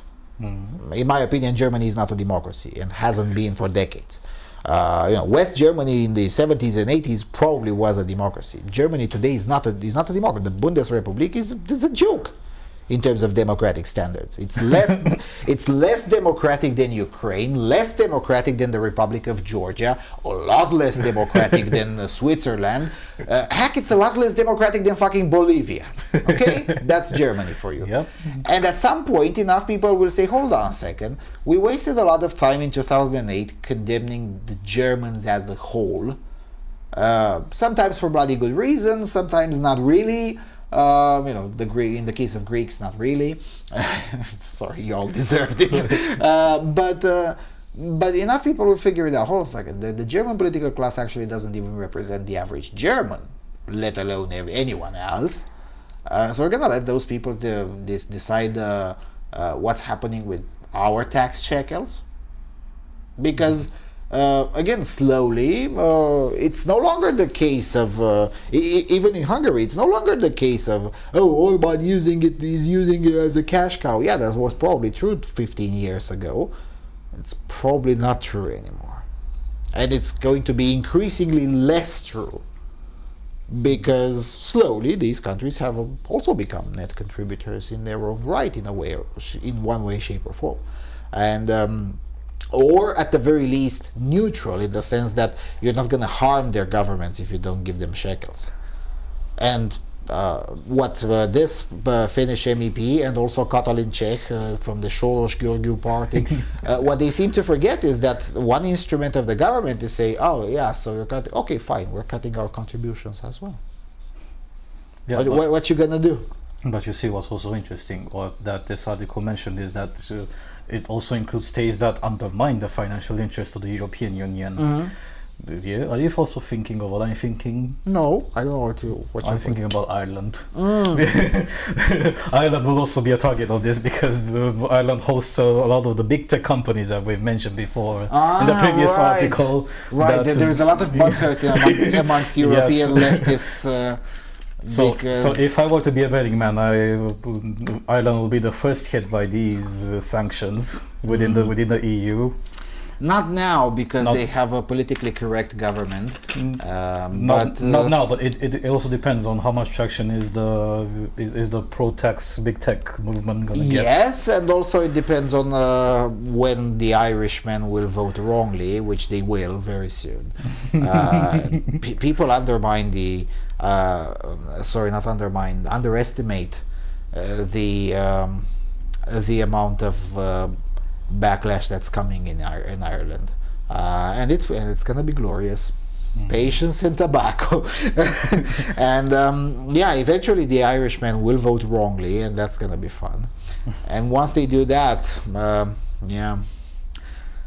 and of course Ireland, has been put back into a corner before at the previous crash, economic crisis. Yes, and another one is coming now, of course. Now, admittedly, this time around, being the fault of the government rather than the fault of any private actor, really. But still, It's gonna be fun. Yeah, well, it's fun to see the USSR starting to break from the seams. Now, admittedly, the Romanian MEP quoted there is not particularly the brightest of the bunch, but he's right in this particular case. I mean, I hate to agree with Terhes, but this one is an on-point commentary. I doubt he wrote it. I don't think he would be able to formulate such a policy-based argument. I'm just saying, man. Yeah. Right, The Guardian. Denmark announces cull of 15 million mink over COVID mutation fears. The world's largest mink producer, Denmark, says it plans to cull more than 15 million of the animals due to fears that the COVID-19 mutation moving from mink to humans could jeopardize future vaccines. At the press conference in Wednesday, the Danish Prime Minister Mette Frederiksen said 12 people are already infected with the new mutated virus and that the mink are now considered a public health risk. The mutated virus may pose a risk to effectiveness of future vaccine, Frederiksen said. She said the army, the police and national emergency services will be mobilized to help farms with the mink cull, which will eradicate the entire Danish herd. And the authorities and breeders have already been culling the animals over the past few weeks in a bid to contain the spread of COVID-19. Reuters reported that Denmark's health minister said about half of the 783 people infected people in northern Denmark home to a large number of mink breeders had been found to have infections stemming from the farms. Denmark is the world's largest producer of mink fur and has 15 to 17 million animals on about 1,100 farms. According to reports, the latest figures from the Danish Veterinary Food Administration say COVID-19 infections have been found on more than 200 mink farms. The figures were confirmed by a Danish police press officer. Finnish fur auctioneer Magnus Lyung, CEO of Saga Furs, was watching the Danish announcement and said it's a shock they will kill all the mink in Denmark. They're talking about the risk of COVID-19 mutating in the mink and going from mink to humans and potentially affecting future human vaccine. Lyung estimated the value of the 2020 mink population in Denmark to be between 350 and 400 million euros. They got control of COVID-19 mink infections in Holland, and there were a few cases in Spain and in Sweden, but it was all kept under control. The Danish cull is unexpected for sure. Yes, it could also happen in other countries, but I don't want to speculate. What we really need to do is end mink farming entirely and retrain the farmers, said Birgit Dam, policy advisor and vet with the NGO Animal Protection Denmark. Speaking from Amsterdam, Dr. Joanna Schwabe, Humane Society International, Europe's senior director of public affairs, said Denmark is one of the largest producers of fur on the planet, so a total shutdown of all Danish mink fur farms amid spiraling COVID-19 is a significant development. Although not a ban on fur farming, this move signals the end of suffering for millions of animals confined to small wire cages on Danish fur farms solely for the purposes of a trivial fur fashion that no one needs. We commend the Danish Prime Minister on her decision to take such an essential and science-led step to protect Danish citizens from the deadly coronavirus. That's so much naivete. I don't know if she's naive or dumb or corrupt. Could be any of these three. I'm talking about the last one quoted from. Yeah, but she's part of one of those pro-animal NGOs. Yeah, which those people should be helicoptered, man. The way I'm looking, it looks like a nice way to boost mink skin commerce without the eco-Marxists protesting. Even better, the eco-Marxists praising. Yes, all in the name of containing the cough. So not only this, they think that a vaccine for the coronavirus will happen, but they also they went a step further and believe that killing 70 million mink will totally help future vaccines. No, it won't. Like it happened, totally killing the pig population in Egypt. Yeah, for the African swine flu. Yeah. Yeah, or the entire or most of the pig population in Spain in 2009 and. Kids, please. But they made a science-led step. Yeah, that's the problem. Really, it is. And again, as we kept on saying since we started doing the World So Far report, if you trust the scientists, you're dumber than a rock. You should assume that they're all full of shit, because oftentimes, like almost always, they are full of shit. because science is not a religion. In fact, as a historical rule, science is almost always wrong, because that's the point of science, to be corrected all the time. Yep. And making such radical decisions because, oh, that's what the science says, well, the chances of you being wrong are about 99%. And of course, this will be proven wrong for sure. Because yeah, sure, they're gonna kill all that mink and probably sell the fur anyway and make a good shekel out of it. But those farmers will get another crop of minks and still continue to do their job. Oh, but you can retrain the farmers. Yeah, do what? How the fuck exactly you retrain the farmers? Because you're not talking they're not. It's not like you're keeping mink like you're the same way you're keeping chickens. Yeah. In a coop. No. There's a lot of infrastructure involved, and that infrastructure, once you've taken out, because this is a niche occupation. Mm-hmm. What this article doesn't say is that who exactly is Denmark selling the fur to? Well, the mink fur is sold in only one country on the planet. China. Mm-hmm. So this will not only piss off China because they no longer have fur, because make no mistake, nobody else could cope with the lack of mink fur. Yeah, there are very few customers for this outside of China. They do exist, but most of the mink growing in Denmark is destined for China, and has been for a few decades already. Yeah, it's about 50 years since this is the case. Yeah, since the early 70s, and it's probably never going to change. What can change? Moving the mink fur production from Denmark to Estonia or Russia or whatever. Yeah, that can change, but the production itself will not change, because you have to somehow deal with the 20 to 50 million pissed off Chinese customers, and those customers pay a lot of money. Yes. One of those mink fur coats can cost up to $3,000 a piece. Yes. In China. So and again, if there is demand, supply will find a way. They always do. And at the end of the day, these things are not really that dependent on climate. And if Sweden can't accommodate that, and okay, fine, they'll move to Central African Republic. They'll move anywhere. And they will find where there is a will, there is a way. Yeah, sure, that may make the coat be $3,500 instead of $3,000, but the 50 million Chinese customers will gladly pay the extra $500 just so they can get what they want. Because again, $3,000 is a lot of money for an average salary in China. But enough people want it anyway. It doesn't matter, it's expensive, they want it. And if they do, they're gonna get it somehow.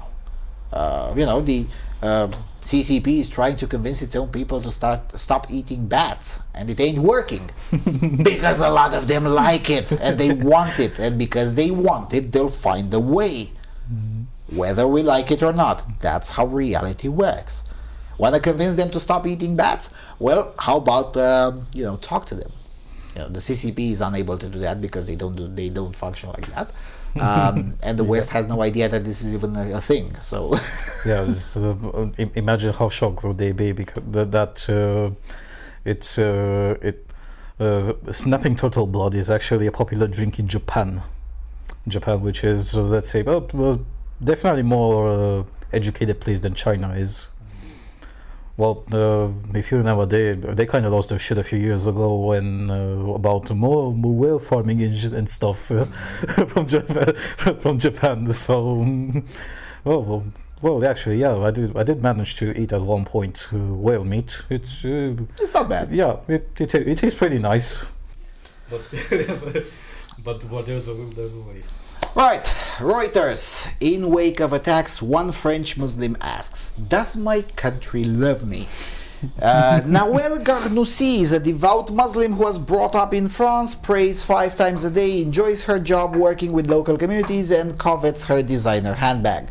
Raised by her grandparents, one Muslim, the other Catholic, the 36-year-old identifies as French and defends France's secular values that separate religion from the state in public life. Yet in the aftermath of a spate of Islamist attacks, she has begun to feel increasingly alienated in her own country.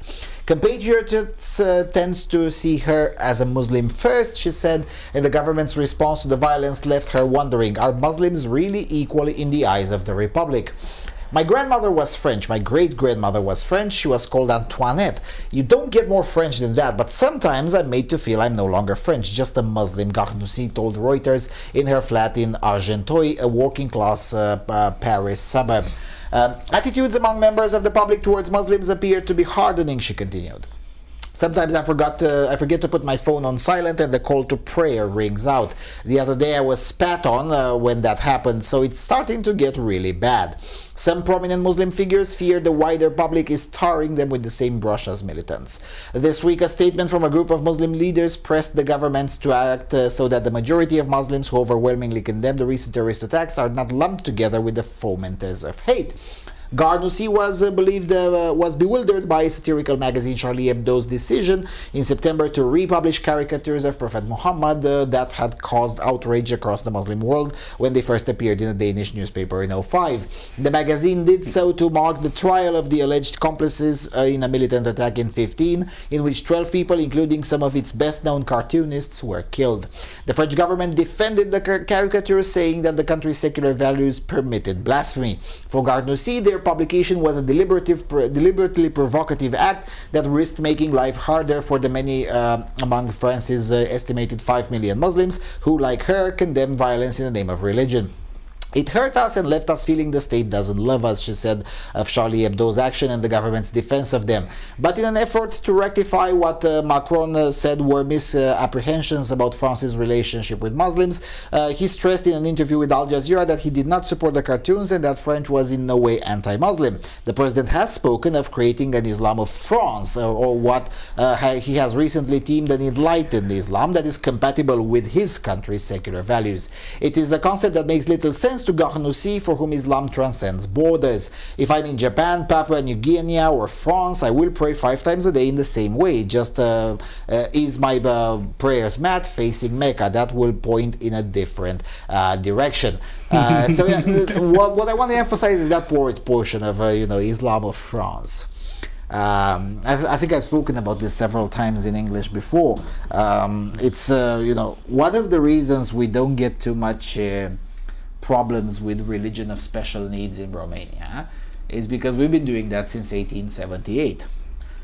Basically, if you want to practice Islam in Romania, you need a license for that, and it only applies to Islam. You can practice Judaism, you can practice Baha'i, you can practice any form of Christianity, any other dubious sect, Mormonism more recently sprung up around here. All of that is fine, you don't need a license for that. If you want Islam, you need a license. And the license is attributed by the Romanian Muftiat, and only after the deep state gives its blessings for it. And the blessing is not permanent. At any moment, the Muftiat can revoke your license. So in order to keep your license, you have to stay non-insane. And by the criteria outlined mostly by the deep state and enforced by the Mufti. This has been the case since 1878. Nothing changed. And as a result, there is very little problems with the religion of special needs. Oh, and by the way, if you're not a citizen and you practice Islam without a license, you get deported. It's easy. Yeah, there you go. More recently, Germany started implementing, actually they didn't try, they started implementing this method. Whether it's going to be particularly efficient or not, that's a separate story. But now France is touting the same direction. Interesting. Maybe there is something to that model. Yeah, but you see the slight hypocrisy of this woman in the article. So she defends French secularism, Except when it's about caricatures of the prophet. But how dare they post to the prophet? Yes. On the Place de la République. Yeah. Well. Yeah.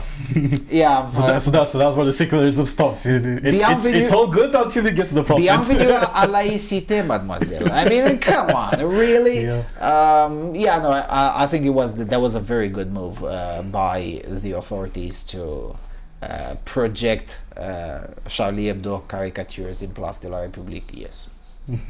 Yes. Yes. But it was a deliberately provocative move. Yes. So that's the point of secularism.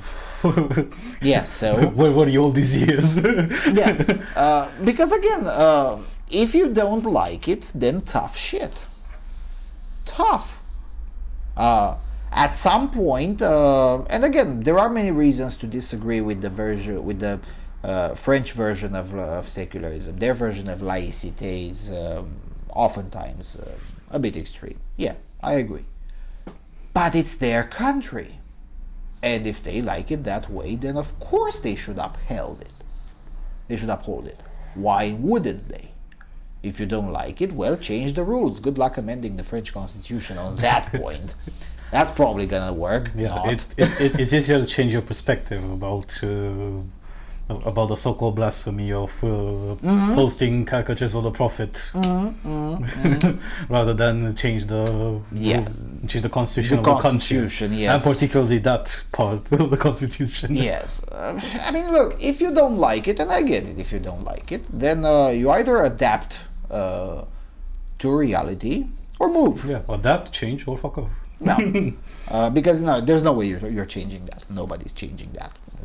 The portion of the constitution and the way French look at the French legislative and the French jurisprudence looks at things, that ain't changing for the next 200 years for sure.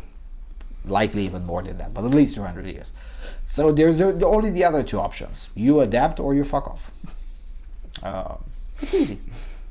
And there is such thing. I think I don't remember who said it first, but it's sort of like a proverb, making peace with at least portions of the establishment is a sign of maturity. So maybe stop with the crybaby and the temper tantrums and become a mature community.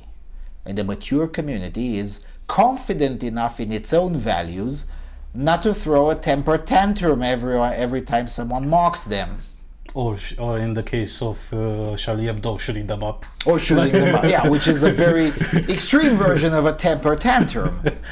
I mean, at the end of the day, it's just a bunch of fucking cartoons.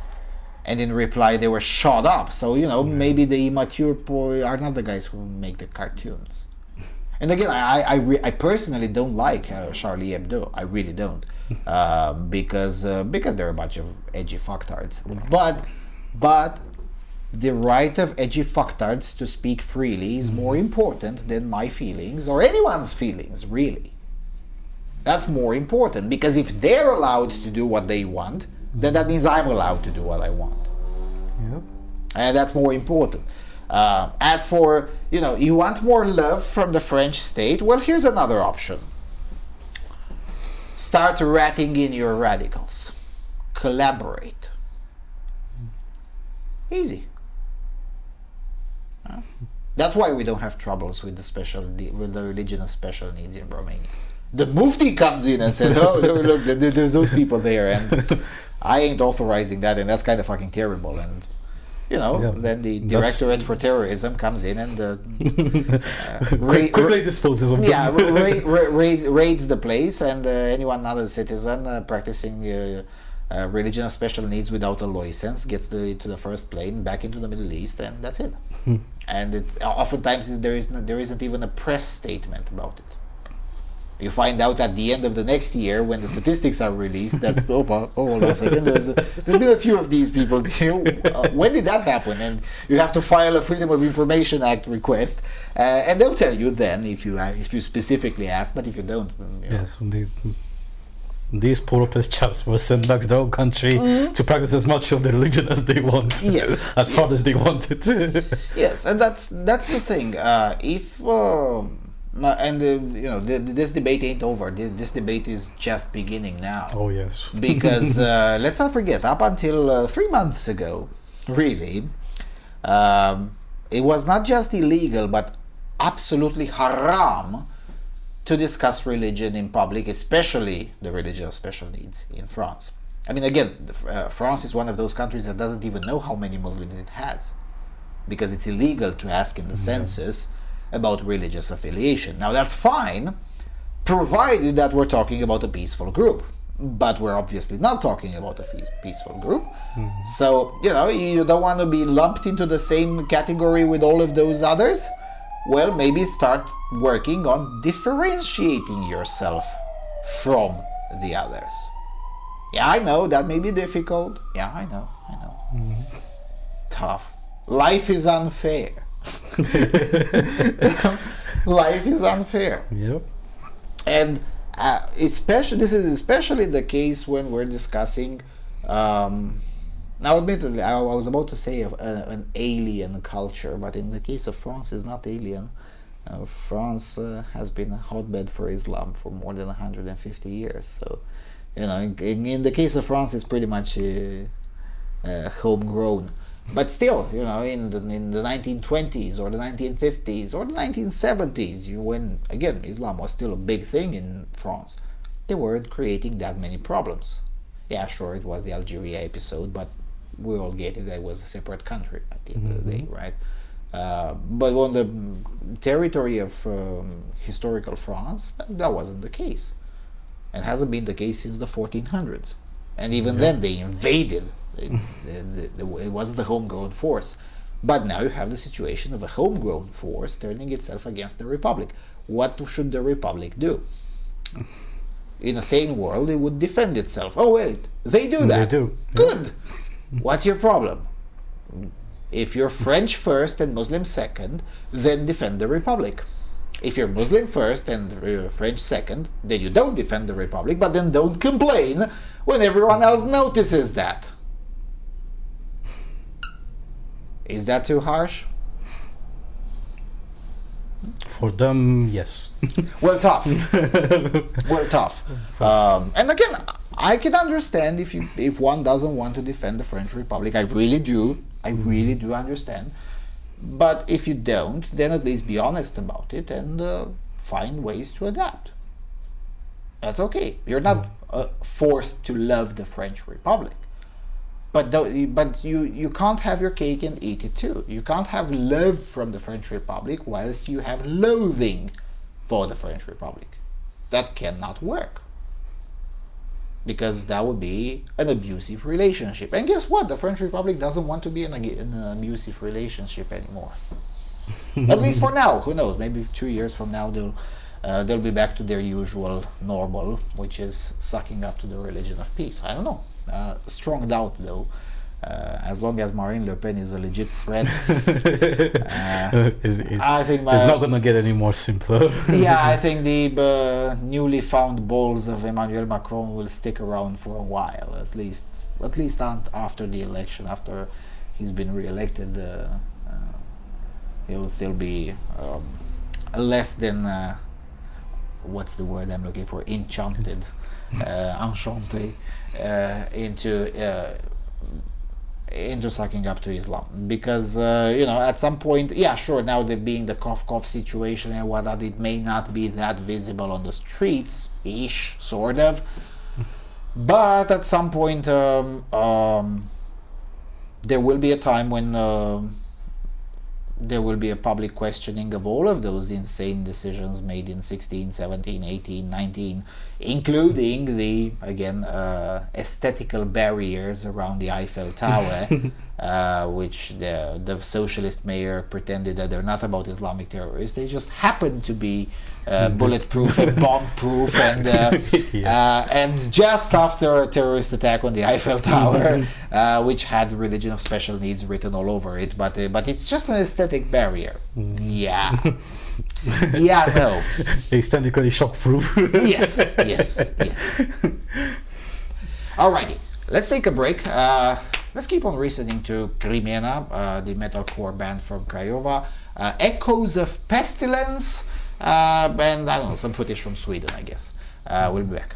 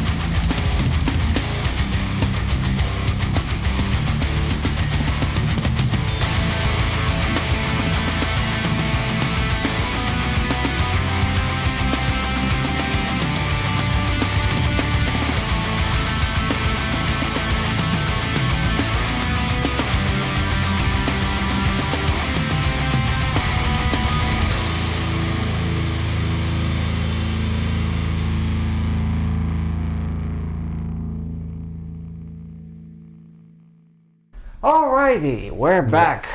Hope you enjoyed the song. This time around, I won't forget to put links into the description box. Although I did put last time too, but it was within the official link on the website. And the reason I do that is because YouTube oftentimes purges description boxes. I've noticed on some of my older videos that the description boxes are either incomplete or things of that nature. Every time they do an upload or an update on their shit tends to disappear. Yeah, some of the things that the videos themselves don't, but some of the things in the description box, they tend to disappear, and the only thing that stays are exactly links to websites built very similar to the one to freedomalternative.com. Those are the only ones that don't disappear. Everything else, it tends to disappear in various ways. So as a result, that's why I put links there. Anyway, going further south from us in Africa, BBC, longish article, but It's probably deserved to read most of it. Tigray crisis, why there are fears of civil war in Ethiopia. The federal government in Ethiopia has vowed to continue a military offensive in the northern Tigray region despite international calls for restraint. The row between Tigray's People's Liberation Front, once a dominant member of Ethiopia's ruling coalition, and Prime Minister Abiy Ahmed's government has been simmering for months and come to the fore after a regional election was held in defiance of the federal government. Prime Minister Abiy ordered the military to mount an offensive against Tigray after he said an attack on a federal army base that resulted in many martyrs, injuries, and property damage. He blamed the region's ruling party, the Tigray People's Liberation Front. September's election in Tigray, which the federal government had postponed nationwide because of the cough, is widely considered to be the cause of the recent rapid deterioration. But the tension has been building for longer. The TPLF, which was the dominant political party in Ethiopia for decades, has been feuding with Mr. Abiy's government since shortly after he came to power in 2018.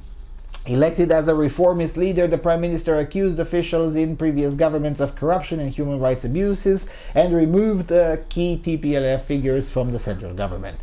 Tigray's decision to hold its own vote in September was an unprecedented act of defiance against the federal government. The federal parliament termed the process illegal.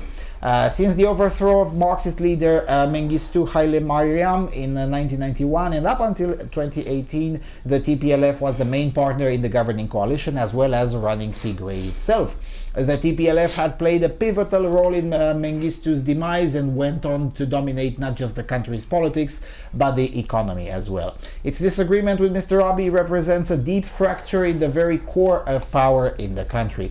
Most of the Tigray's regional leaders, including Mr. Debretsion, had served in the central government for long periods of time. Mr. Debretsion, who is a veteran fighter, was at one time deputy prime minister. His comrades and advisors also held key positions in the country until Mr. Abiy came to power.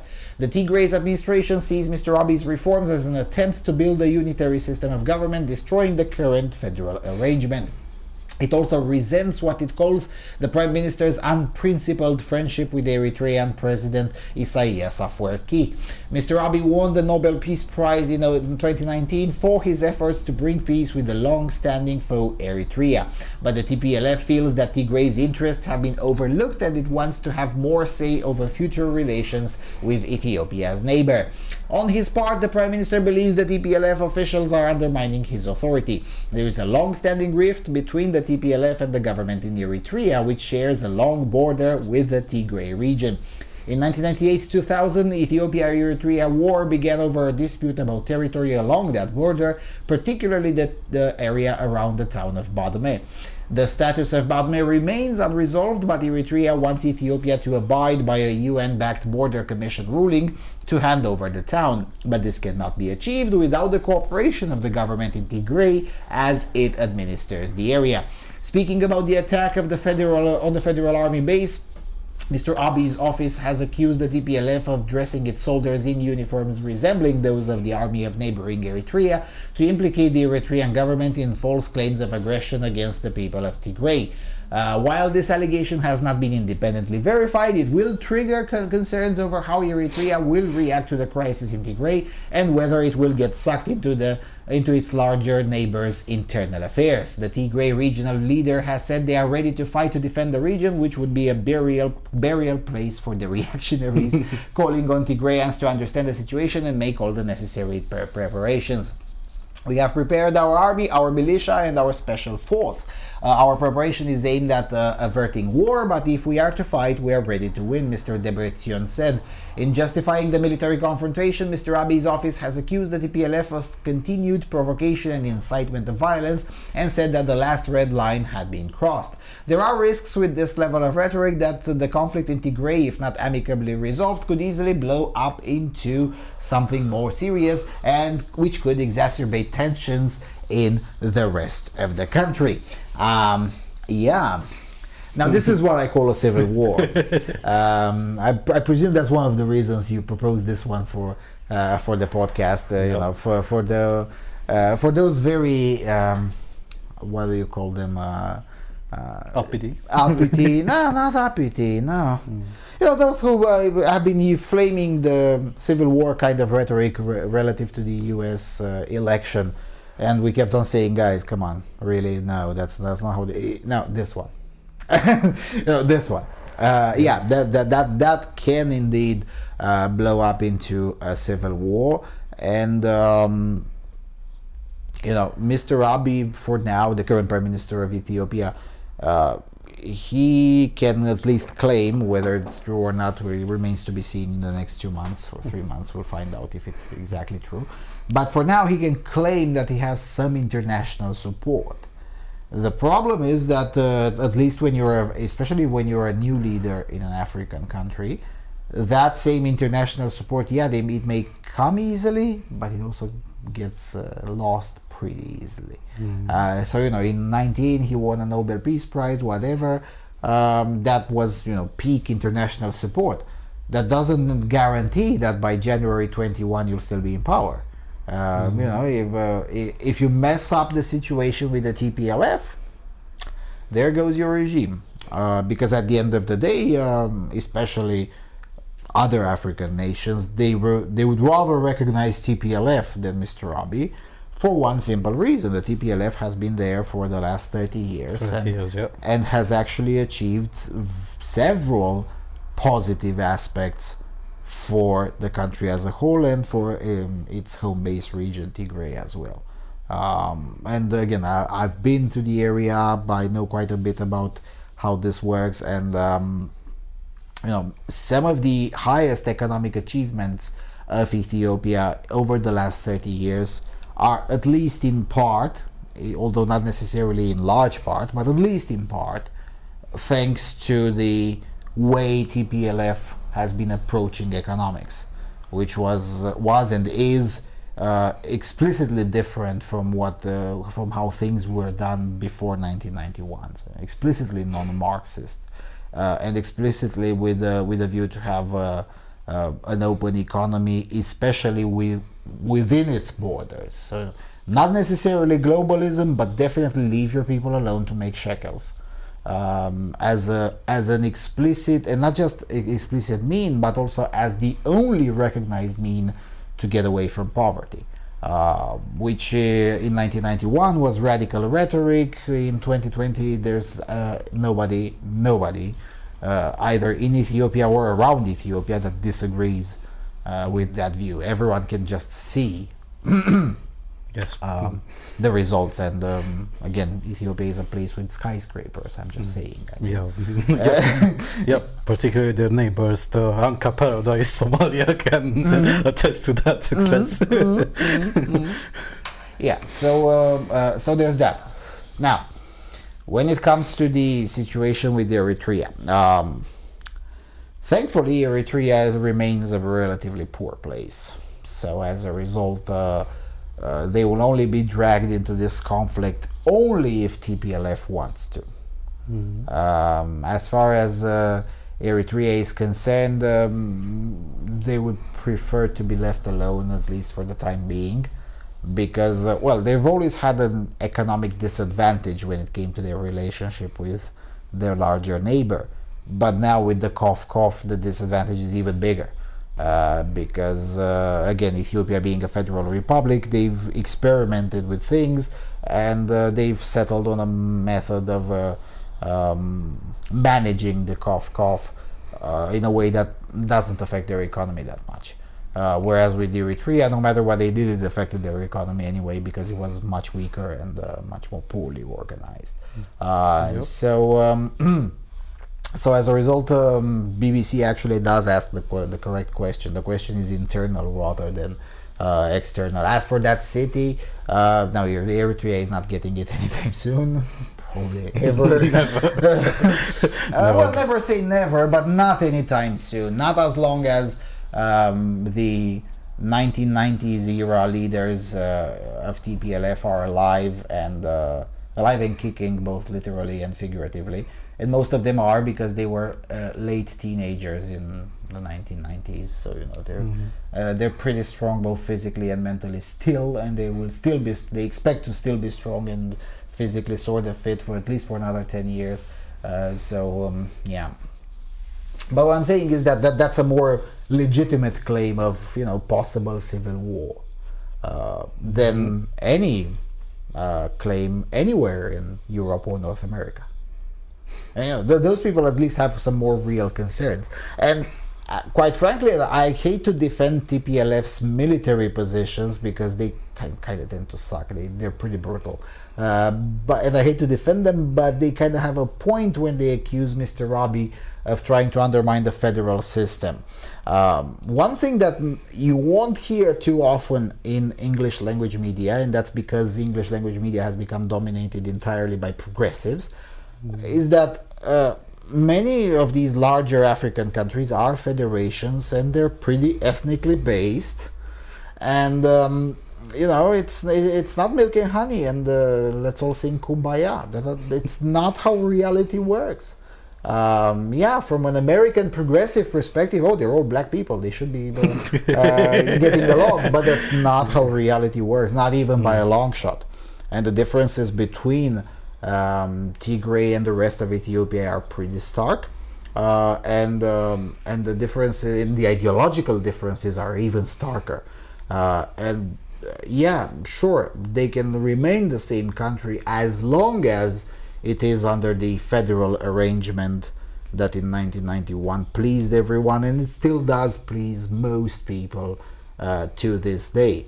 And yes, that means sometimes there are very radical differences between the federal states of the Ethiopian Republic, but that's still good enough than a unitary, it's still better than a unitary system. Whereas Mr. Abiy, yeah, he was elected on a wave of populism and as a reformist leader, and in a way he's more reformist than the previous prime minister, true, but you know, this kind of thing that can blow up all of the chances. He might get eternal, well, not eternal, but definitely long-lasting, internationally recognized peace with Eritrea, but at the cost of of his own country. Long-lasting internal war with itself for several years.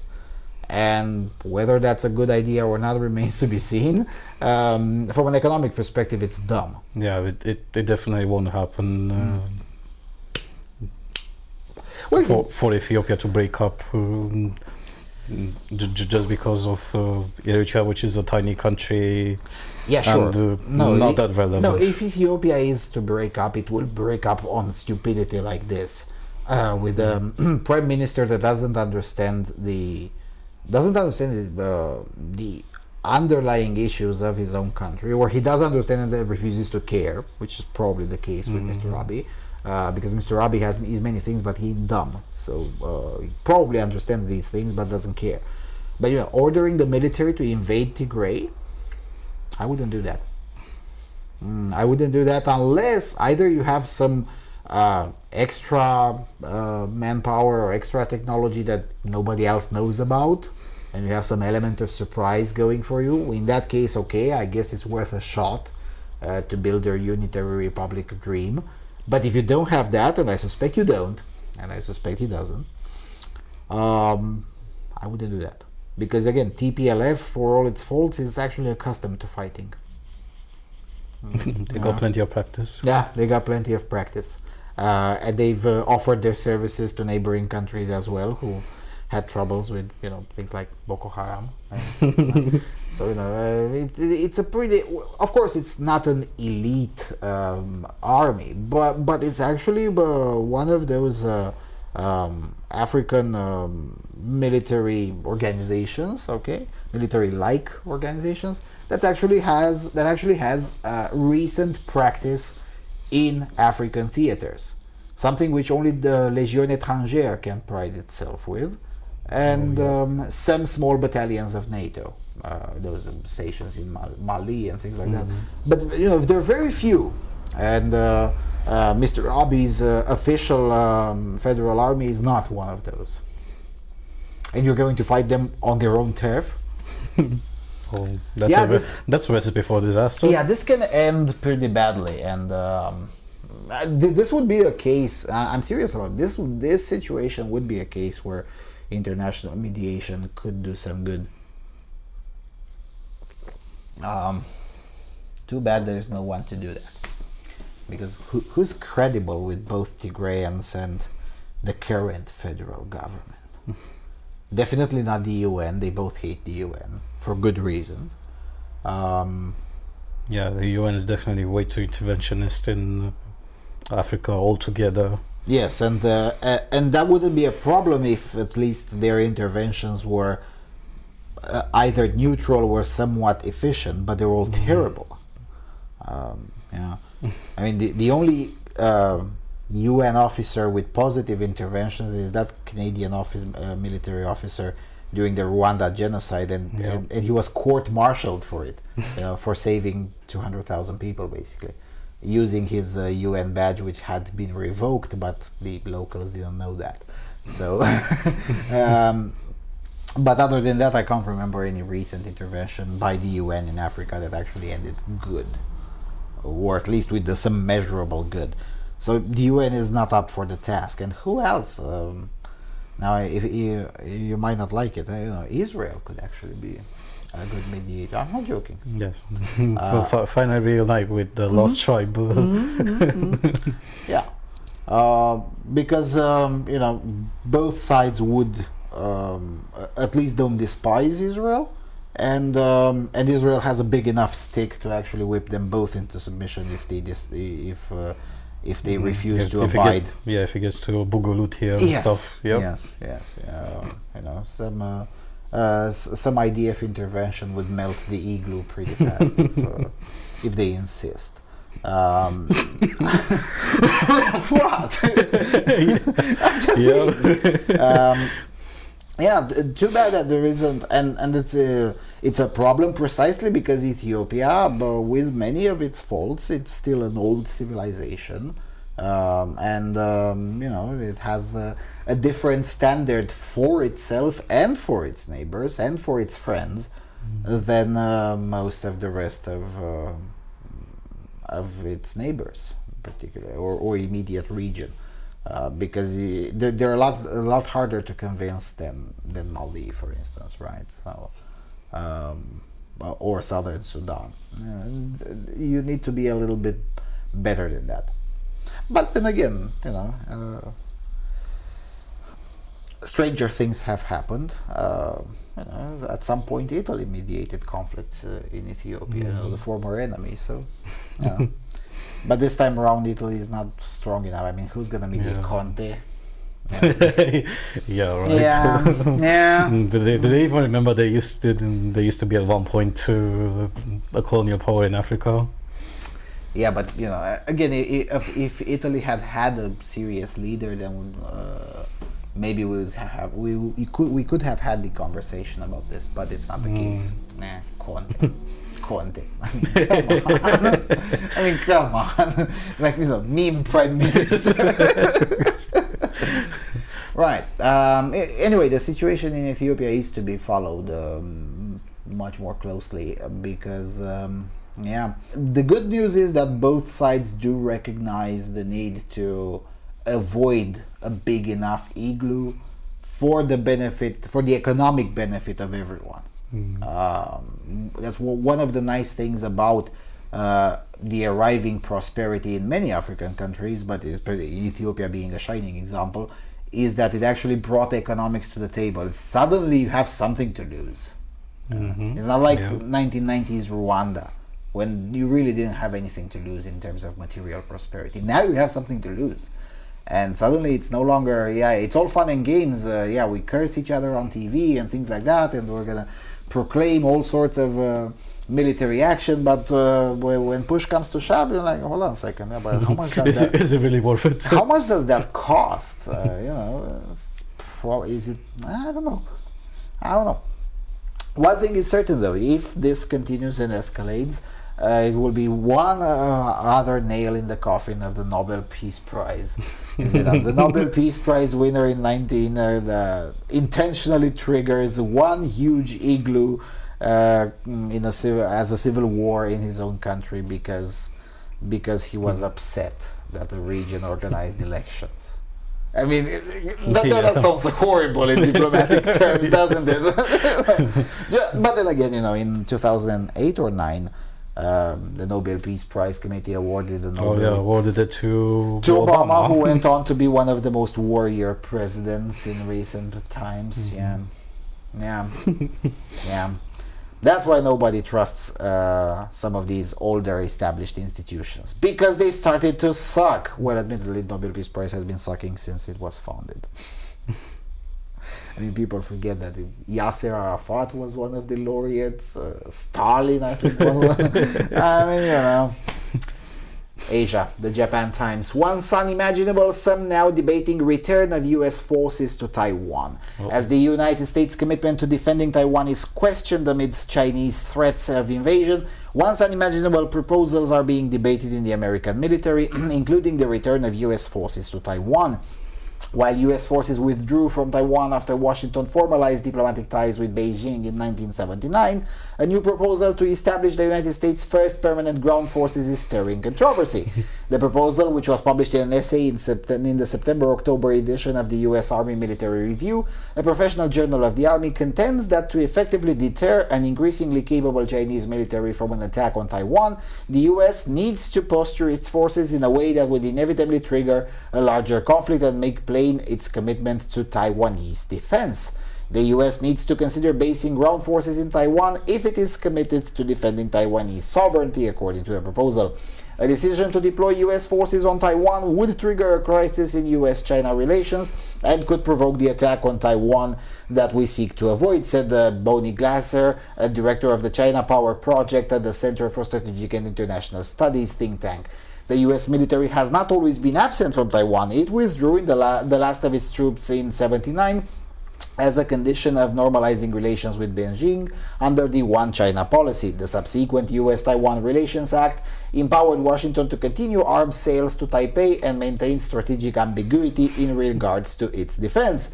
But Beijing's increasingly heated rhetoric towards self-ruled Taipei in recent months, including repeated threats of war in Chinese state media, has left some critics thirsty for a clear stance by Washington.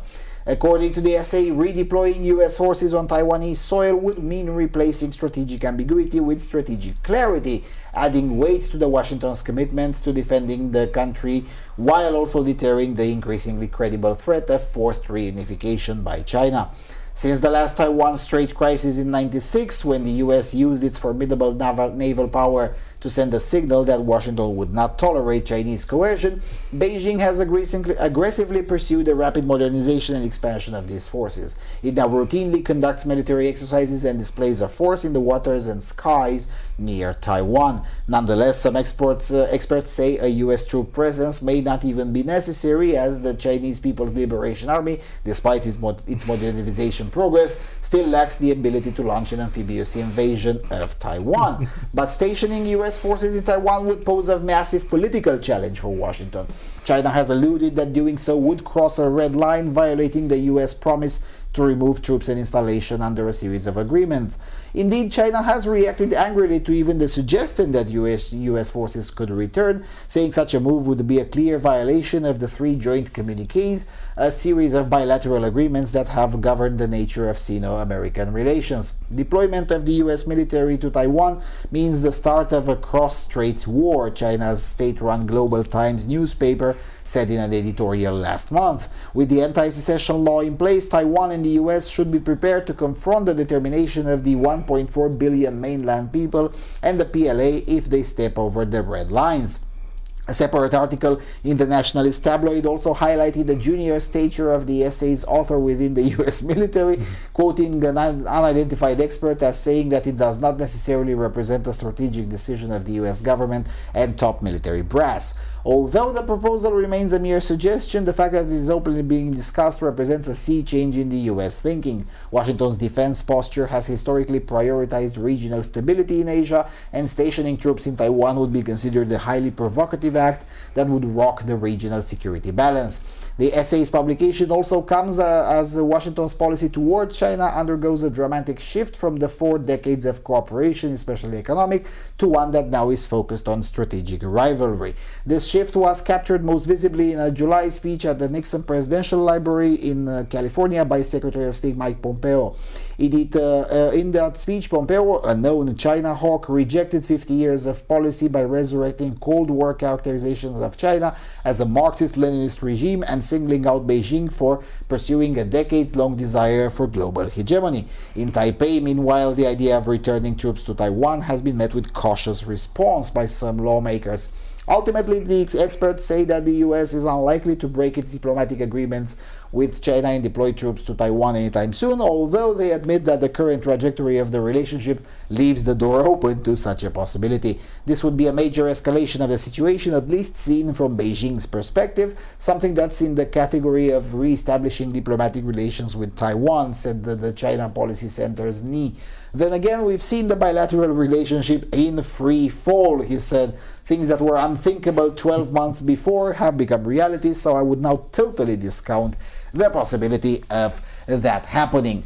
The reason at first I wanted to ignore this article altogether, but it's time to put some of these articles, that's how policy wonks talk. I mean, and again, I cut like half of this article and it still makes perfect sense. I could have cut even more from it and it still makes perfect sense. That's how policy wonks talk. They go around in multiple circles to basically say, too long didn't read. We might put some military in Taiwan. Why not?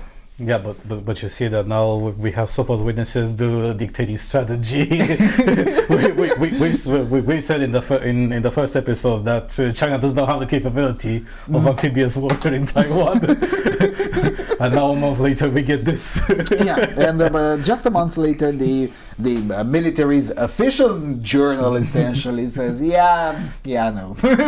Yeah, but at the same time, this point is actually valid that if the US decides to put troops on China, then most likely the deals with the bilateral agreements with China are over. Because that would be bad because it will be bad because there are still other companies using the Chinese, totally not slave labor, in offshored. So it will pose a significant economic downturn for those companies that offshored their manufacturing in the past 30 years, maybe up until probably Trump. You're still not getting my point. So what? Well, it all depends on how the new administration at Washington will treat the China problem. If they want to go all in on undermining China they're definitely trying to impose a hegemony. Make no mistake about that. Mike Pompeo is right, for sure. Mike Pompeo was right in July when he said that. The thing is that it may not even depend on what the new administration wants. In the sense that, and you know this all too well, these kinds of things are not decisions made overnight. And once such a decision is made, no one cares who wins the election. They're just going to go on an autopilot, really. And the new administration will kind of have to at least go along with what the machinery has already started doing. And we'll see later in the episode that kind of everyone in the region expects a continuation of the Trump policy. It doesn't matter who wins the election. It's just that lefties hope that maybe they get something out of it as well. But that's probably something that they can hope for. But the fundamental shift in the Sino-American relations, it very likely will continue to happen. Now, of course, maybe under a Biden administration or a Democrat administration, whatever, because Biden now doesn't even know where China is. Maybe under a Democrat administration it will be slower. They would be the conservatives on this one. They would try to slow things down. But I don't think the direction itself can be changed at this point, unless there is some fundamental change in the behavior of the CCP, which nobody should bank on that. Nobody should bank on that. Highly unlikely. But, yes. Yeah, but getting back a strategy. So if the US puts troops in China, that's definitely a huge bait from to China. If that triggers a reaction, yeah, that's the reason why the lawmakers in Taipei were cautious because they kind of saw that they may become the bait. Now, quite frankly, some bait on the CCP wouldn't be such a bad thing. Either via Taiwan or maybe some other country in the region. There should be some bait on the CCP because and Taiwan admittedly is the best bait because it's easy for the Global Times, which is the CCP in English propaganda. Yeah, it's the Chinese version of the Pravda. It's easy for the Global Times to, they call it a nationalist tabloid, I guess. Because it's funnier than the Pravda. So in that regard, it's probably better to call it the tabloid version of Pravda, but in Chinese and English. Actually, mostly in English, because the English version is the one where the CCP invests the most, really. I mean, it's easy for the Global Times to, Globalist Times, I was really wrong, Freudian slip, but it's true. It's easy for the Global Times to say, oh, well, if they do that, they're going to meet the strength of 1.4 billion people. Yeah, it has such a communist ring to that statement. Yeah, well, that too, but what I'm thinking is that it is, and this historically is true with anyone, really, it's not specific to China. It's a lot harder to get people to fight against their own, all right? Because the CCP invested a lot in propaganda, in the one China policy and whatnot. It's a little bit more complicated to convince soldiers to at least to attempt to steamroll over Taiwan. Of course, they won't be able to do it, but just to convince them to start marching towards it's not easy. Yeah, you can ask Albert Ulbricht in DDR about things like this, or the other way around. The NATO generals in West Germany. It's not easy. It's not easy. Yeah, but at the same time, even if they invested a lot in the one China policy,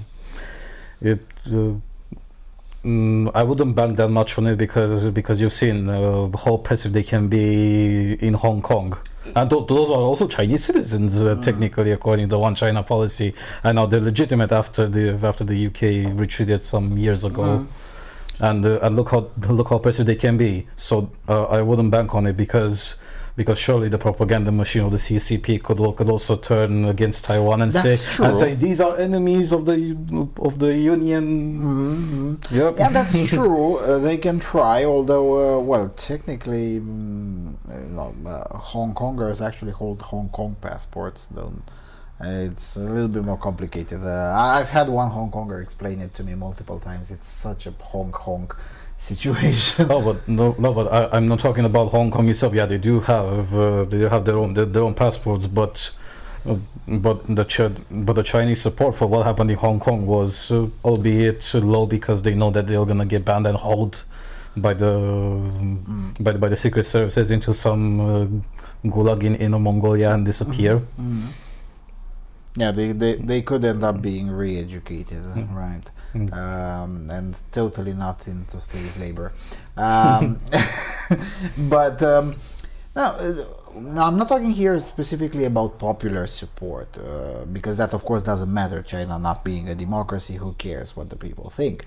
But I'm talking about specifically, soldiers you would send to intervene, because that would have to be elite type of forces, right? You can't just send the random PLA there. The ditch digger. It doesn't work like that, and everyone knows it. And this was always a problem with these kinds of regimes, whether it's currently the CCP or in the past the USSR, because when you build, and you kind of have to if you want to project global power, you have to build elite units. Those have to be formed by significantly smarter people. And those significantly smarter people are also a lot harder to brainwash, of course. and many of them are there for pragmatic reasons, various perks, various privileges and whatnot. But when shit hits the fan and they're ordered to shoot at their own, you might be entering into the territory of what we call surprises. I'm just saying. A mass amphibious invasion of Taiwan could go so wrong. Yeah, that's what I'm saying. I mean, because again, the elite units of the PLA necessarily have to be formed by smarter people, and those smarter people are going to be pretty hard to convince that they should. You can convince them easily that the government of Taipei is pretty fucking terrible and whatnot, and you're fighting for the revolution. Yeah, that's. No, but they already know, because let's remember the government in Taipei is what remains of old China. Yeah.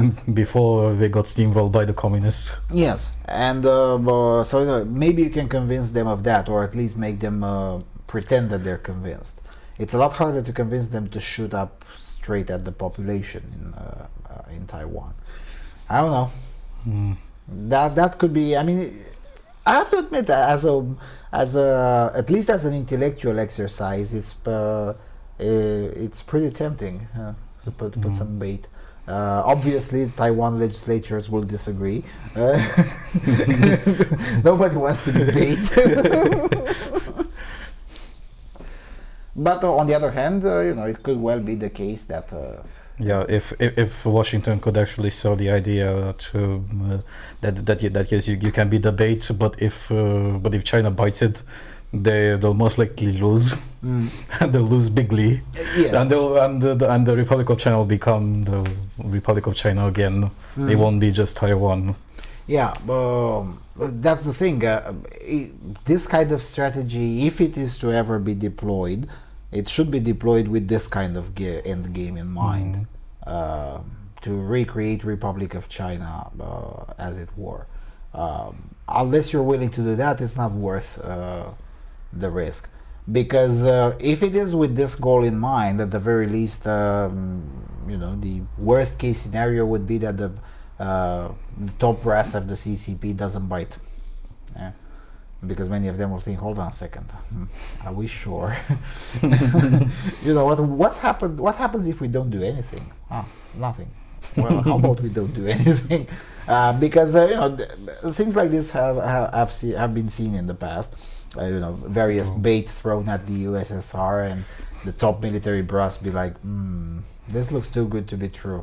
Yes, but admittedly, I wouldn't compare the USSR with the CCP, because at least the USSR was wise, not to swallow really huge bait. For example, you remember those nuclear missiles in Turkey, right at the doorstep of the Russians. That's definitely much worse bait than whatever the US can manage. And it was that debacle with the missiles in Cuba, but in the end nothing happened. Yeah, but even there, wisdom won. I wouldn't bet on the Chinese having that wisdom.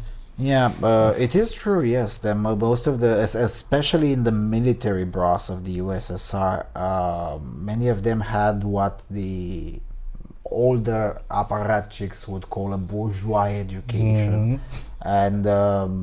As a result, that tended to help them quite a lot, at least until the 80s, when things went AWOL, so as to use a military term.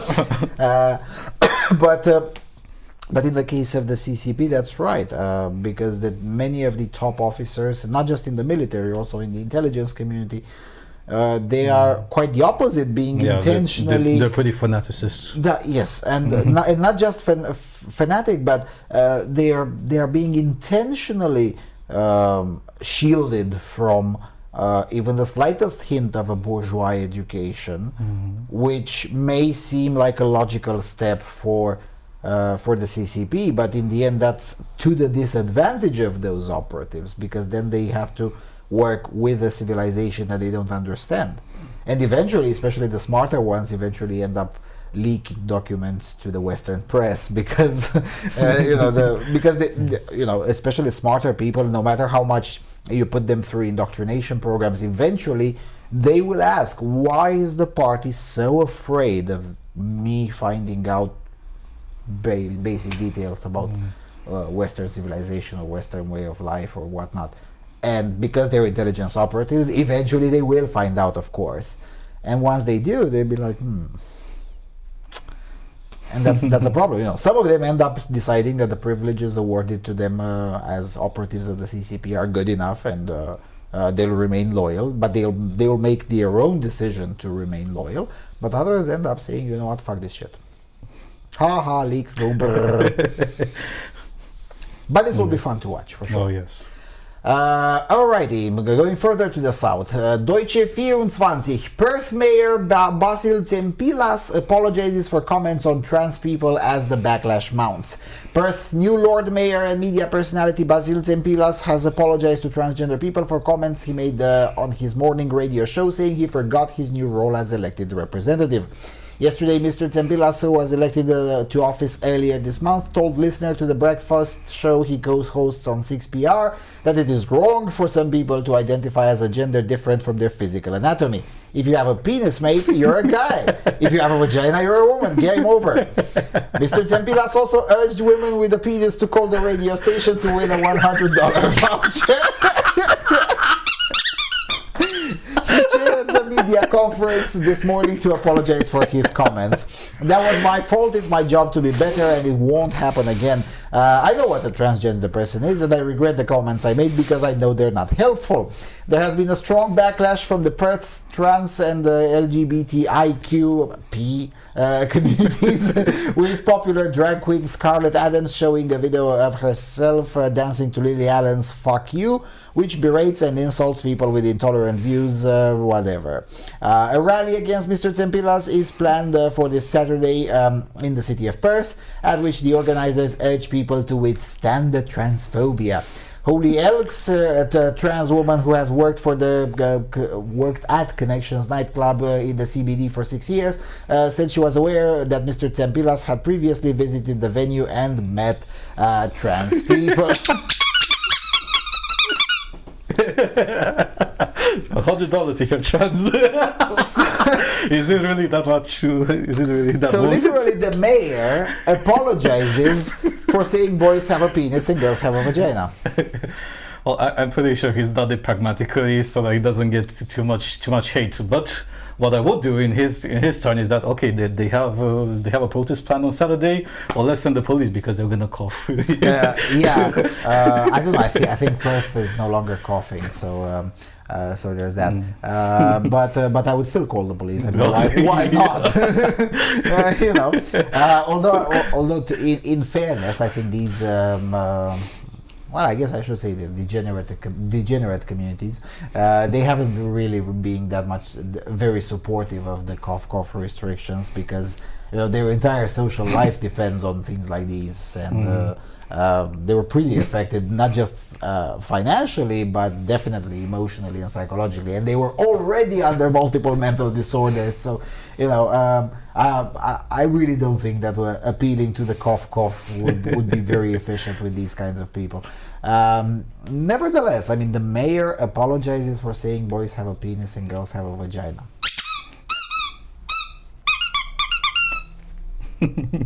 Australia is demented, mate.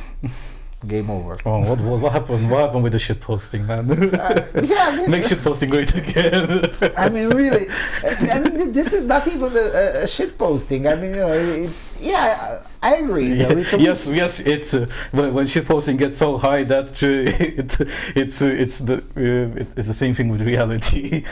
Seeing real things has become the new shit posting. I agree that it is a weak joke. If you have a penis, game over. By the way, women with a penis call in to get a free voucher for.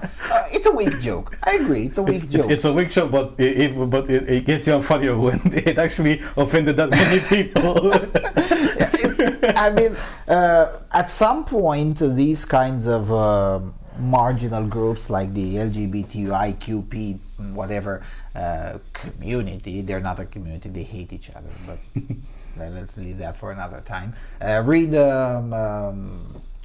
Mr. Mr. Murray's book, Madness of Crowds. That's where he goes quite a lot into the LGBTIQ people community, and he'll explain, he's a homosexual, so he probably knows even more than I know. And he goes quite into a lot of detail how much of a community it is. But in any event, these kinds of marginal groups will have to learn some bloody PR at some point. Because, admittedly, in Australia, they rarely went apeshit like this, so that's why this time around it worked. But this kind of hand has been already overplayed in many other countries to the point that it doesn't work anymore. Because at some point, enough people will say enough is enough. That's really how this works. And the more you piss off people, the more people will say, you know what, fuck off. Let's just get lost, mate. Right? And that's why they have to learn some PR. And the best PR move at this one is to either do nothing. It's someone made a poor joke, who cares?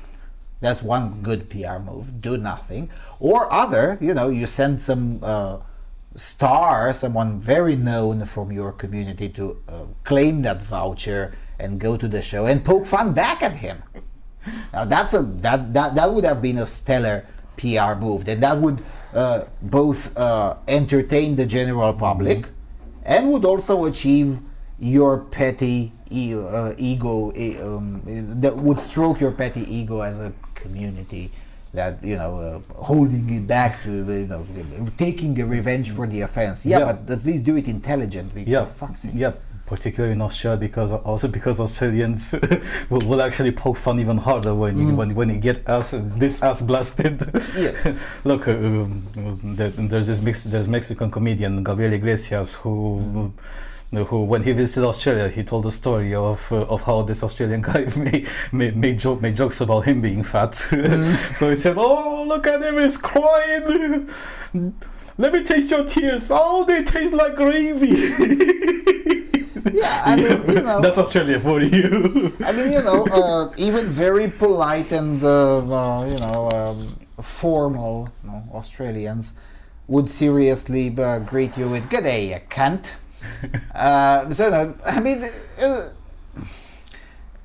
That's why, and I'm gonna get a lot of flack for saying this, but that's why these communities, they get looked at as being inherently foreign, even though they're not. I mean, I'm pretty sure all of those who are protesting, probably as we're taping, because it's already Saturday in Australia, I'm pretty sure they're all born and raised there, but they're perceived as foreign because they're so inherently unfunny and outside of the societal standard, and not just because they're trans or whatever. No, their personalities are outside of the societal standard, and that's why you see less intolerance of these things in places. I mean, one of the reasons there was very little consistent problems with especially with homosexuals, let's say in Italy, the homo-fascism, right? Italian fascism mentions nothing about homosexuals. And at least since the unification, very little problems. Yeah, sure, they vigorously oppose gay marriage, but running after homos to burn them, no, that just doesn't happen. Well, one of the reasons is because even the mostly open Italian homosexuals over the last 100 and something years, they resembled the general population as a personality. And as a result, it was very hard, even if you tried to paint them as outside of the societal standard, it was very hard. Whereas these people are basically doing the job of their haters for them. Oh my God, you're offended, someone cracked a joke at the... Jesus Christ. Get a life. I mean, seriously, I mean, and there is a reason this is happening, particularly in countries who are just having it too good, right? Because I'm pretty sure, and by I'm pretty sure as in I know for sure, do you think transgenders in Zimbabwe have these kinds of problems? Just asking. Or transgenders in Iran? right? And I mentioned specifically transgenders because that's explicitly legal in Iran, right? So from a legal perspective, they don't have a problem, technically.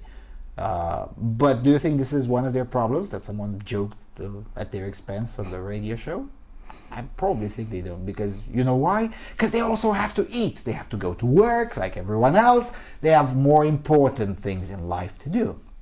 Yeah. But in countries where some of these marginal communities can afford essentially to do nothing their entire life, they just find something to do, like be outraged as a sport. That has to end. And luckily, thankfully, the fluffy COF-19 might deliver on that, because the economic crisis that's coming, it's gonna be glorious. And maybe some of you all will be busy working. Yeah, cunts. 9 news. Australia joins the United States, Japan and Indian navies in war games. The Royal Australian Navy joined the US, Indian and Japanese warships for military exercises in the Indian Ocean amid rising concerns about China's growing strength. Australia returns to the annual Malabar War Games hosted by India after an absence of 13 years. US defense chiefs have pushed for deeper security cooperation between its allies as a counter to China, which has launched a massive modernization of its navy. The Australian frigate HMAS Ballarat took part in the first phase of the Malabar exercise that opened in the Indian Ocean on Tuesday. It joined vessels from the 3 other navies in air defense and anti-submarine exercises, aviation communications and at-sea resupply between ships. Defense Minister Linda Reynolds said cooperation between Australia and its allies was more important than ever. The second phase will be held in the middle of this month in the Arabian Sea. Participation in sophisticated exercises like Malabar not only highlights the strategic trust between the members, but also strengthens our collective ability to contribute to regional security. While Australia has wanted to return to the exercises, and analysts say India has been hesitant to extend an invitation over concerns of upsetting China. Top US officials have welcomed Australia's participation. India's recent decision to include Australia in the upcoming Malabar naval exercise alongside American, Indian and Japanese forces reflects an acknowledgement of the importance of working multilaterally together to address global challenges, says Mark Esper, the US Defense Secretary in New Delhi.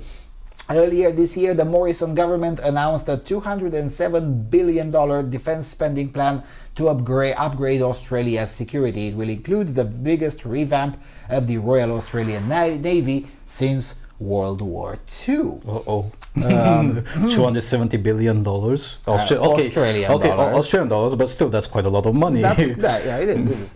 So yeah. Well, from the India side, the rationale has changed since Modi took power.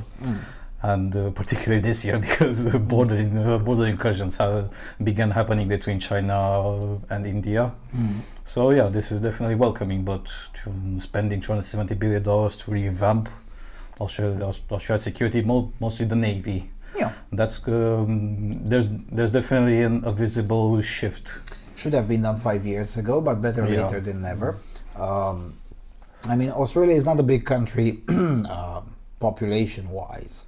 But considering that it's big territorially, well, while it cannot be, because its resources are limited, it cannot be a global power, but it definitely should be a relevant actor in the waters around it. And it's better to be Australia rather than, the CCP. I'm just saying. So there's that. Now, in India, in addition to what you've just said, the public opinion is also turning in ways that some of my Indian friends thought were impossible. I discussed this topic about a year and a half ago with some of my Indian friends and said, there will come a time when China man bad will be the mainstream narrative, even in India. And they say, well, that's probably unlikely. Everyone is buying Chinese products. And I'm like, patience and tobacco. There's a difference between buying Chinese stuff and China actively undermining your security. Yes, and and liking the CCP. I mean, and in the meantime, the narrative within India has moved quite a lot. And the public moved it. I mean, Modi didn't interfere with that because India has a somewhat free press, unlike China. But it has changed, and while initially it seemed that the COVID-19 situation will probably be mehtier, or that it will cause because Modi made the same wrong mistake that most of Europe did in March. But at least Modi had the wisdom to say, okay, this was wrong. We're not doing it again. But by the way, who's at fault for that? Oh, it's China. Hello, Xi Jinping. And now basically the discussion, there is no significant discussion about COVID-19 now in India. The discussion is China man bad. So it's going to be interesting. It's going to be fun. Again, these kinds of shifts happen every 30 or 40 years, and they tend to stay that way for at least 25 to 30 years. So, I wouldn't want to be Xi Jinping now. I'm just saying. Yeah, particularly when when divergences intensify. Yeah, and Japan has already, I think they've already finished upgrading their navy, or they're very close to finishing it, because they started in 18, I think. Also with the China man bad narrative in mind. So, but again, you don't have to convince the Japanese about that. They know that also well. So, now Australia is spending a fuck ton of money for that. And soon enough, India will have a much better outlook than it has had in the last 2 decades, particularly because the Modi administration is focused on defense in ways that previous administrations of the Indian Republic were not. No, they just. Now, admittedly, India doesn't have a military left. They don't have at least not a mainstream movement for demilitarization. I don't think they. I guess you could count the Maoists from up north. From the Bengali Maoists. But those people have a problem. They don't farm votes. Nobody votes for them. Not even their families vote for them. So as a result, it's a marginal issue. Demilitarization. It's usually their left is okay. We inherited the military. We're gonna upkeep it, and that's it. And then there's the right who say it's not big enough. And nowadays it's their right in power. And I don't know when are the next Indian elections, but if Modi is re-elected, it's gonna be a coalition with Japan and Australia and India. Particularly because strategically India is in a tight spot right now because Nepal went to full China, and let's remember there's that port in Sri Lanka that is de facto a PLA Navy base because they fell in the Belt and Road Initiative death trap. Yes. And there's also Pakistan, who is more or less friendly with China. Yeah, although admittedly Pakistan can easily be, bullied into submission. I don't want to say it in these words, but it is true.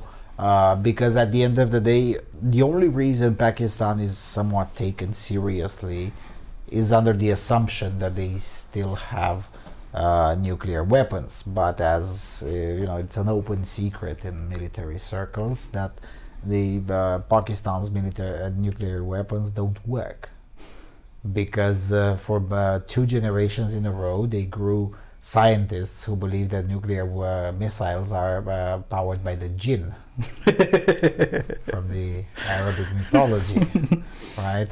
And that's not how reality works. And if you don't if you don't take care of your nukes, eventually you no longer have nukes.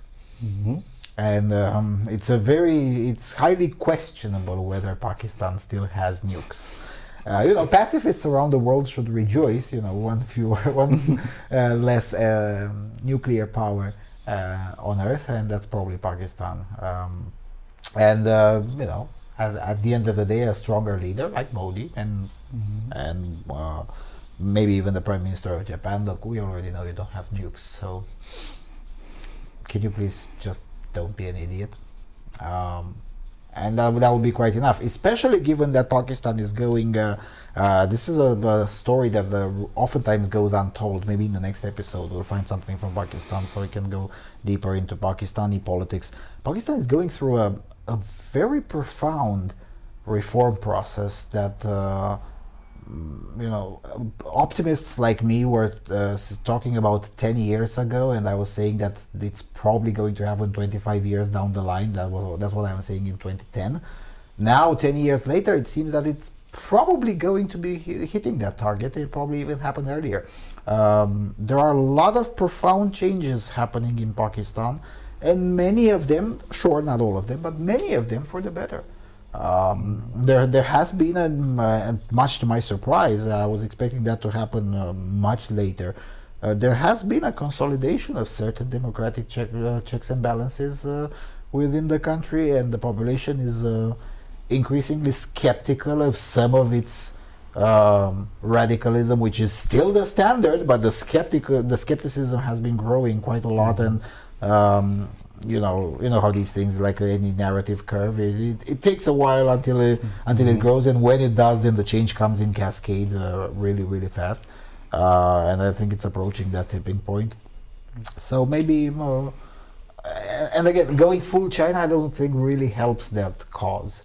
So that's why I suspect they'll stay quite ambiguous when it comes to the CCP. And at the first sign that the CCP might tremble, they'll probably be the first ones to change their mind. On the topic of Pakistan, one rhetoric that I used to undermine the pro-Muslim narrative in Europe back in 2012 up until 2016, when I lost interest. It was that, look, here are some pictures from Lahore in fucking Pakistan. Here are some pictures from Islamabad. You don't see women clad in burqas or niqabs on the street, but if you look in fucking Paris in summer or these months, or if you look in Marseille, especially in Marseille, that's true. Islamabad is not a terrible city, but the problem with Pakistan is, and has been for the last 20 years, at the very least, if not more, it's the rural areas. Afghanistan looks a little bit more radical, but it's not a huge difference between the rural areas and the cities. And overall, the country is a little bit more moderate, even though Afghanistan has had bigger igloos on its territory. Whereas with Pakistan, the difference is huge, it's striking between rural and the cities. And only recently the federal government has started cracking down on those ad hoc tribunals who enforce all sorts of weird tribal laws. That's a good description, because some of them, sure, they claim that they're enforcing Islamic law, but they're not. I mean, no, even the Wahhabis think that's just haram, mate. We weren't joking. Particularly, you weren't joking when you said in the Romanian podcast that the Deobandis are a whole new level of radicalism, even by Wahhabi standards. Yes, even by Wahhabi standards, Deobandi is so haram that at some point senior Wahhabi clerics were like, should we come over there and teach you proper Islam, because you guys are insane. Yes, and we were talking about that issue when you were talking about the Pakistani population in the UK, because most of them are Pakistanis, which follow pretty religiously the Deobandi faith. Yeah, and that's one of the reasons you see a lot of those issues with the Paki community, right, and Britanistan.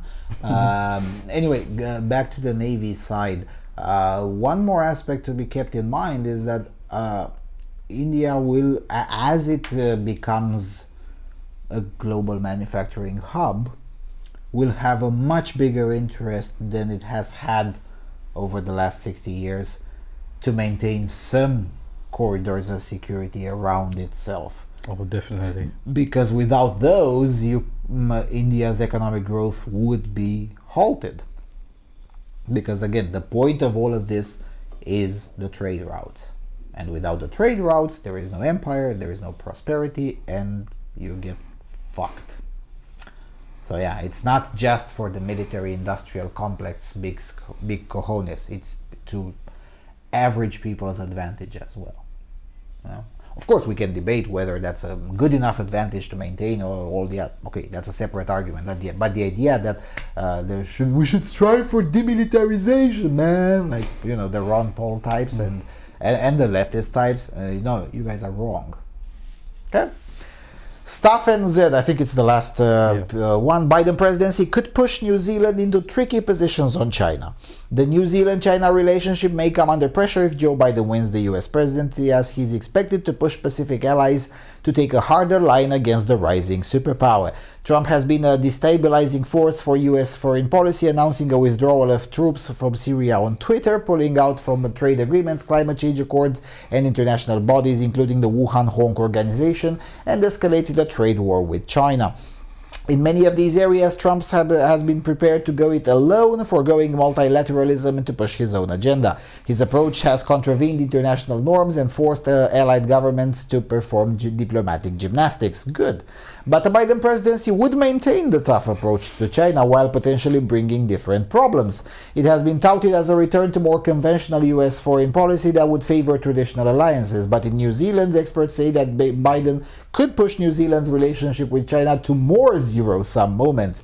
Associate Professor David Cappy, the director of Victoria University's Center for Strategic Studies, said China's rise had challenged the status quo across Asia and the Pacific regions, where strategic dominance had been beneficial to the US and its allies for decades. We're seeing a more assert China willing to push the boundaries in terms of the sovereignty of its neighbors. A Biden administration would not mark a radical shift in the US approach to China, but it would be more organized, more persuasive, and more willing to ask allies and partners to assist in competition with China, he said.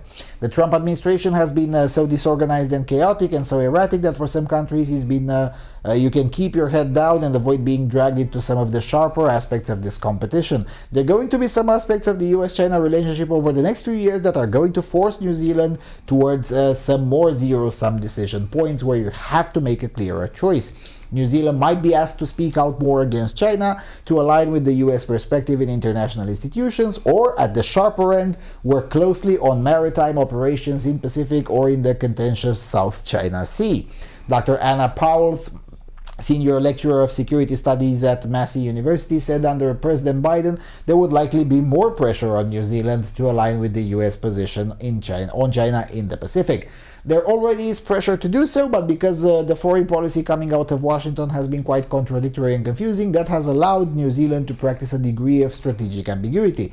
While the Trump administration has urged allies to follow its lead on issues like excluding Huawei technologies from its systems, it hasn't waited to act in concert with traditional partners.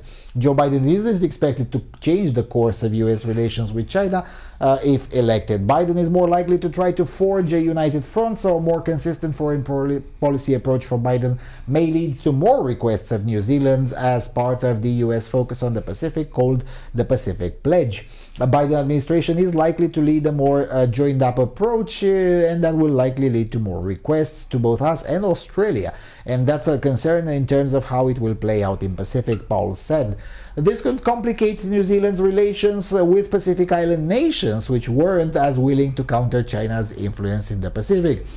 But a renewed focus on climate change policy that could come under Biden would be a real positive and be welcomed in the Pacific. As I said, lefties now basically hoping that maybe they're getting something out of it, but for the most part it's going to be the same China man bad. I'm surprised how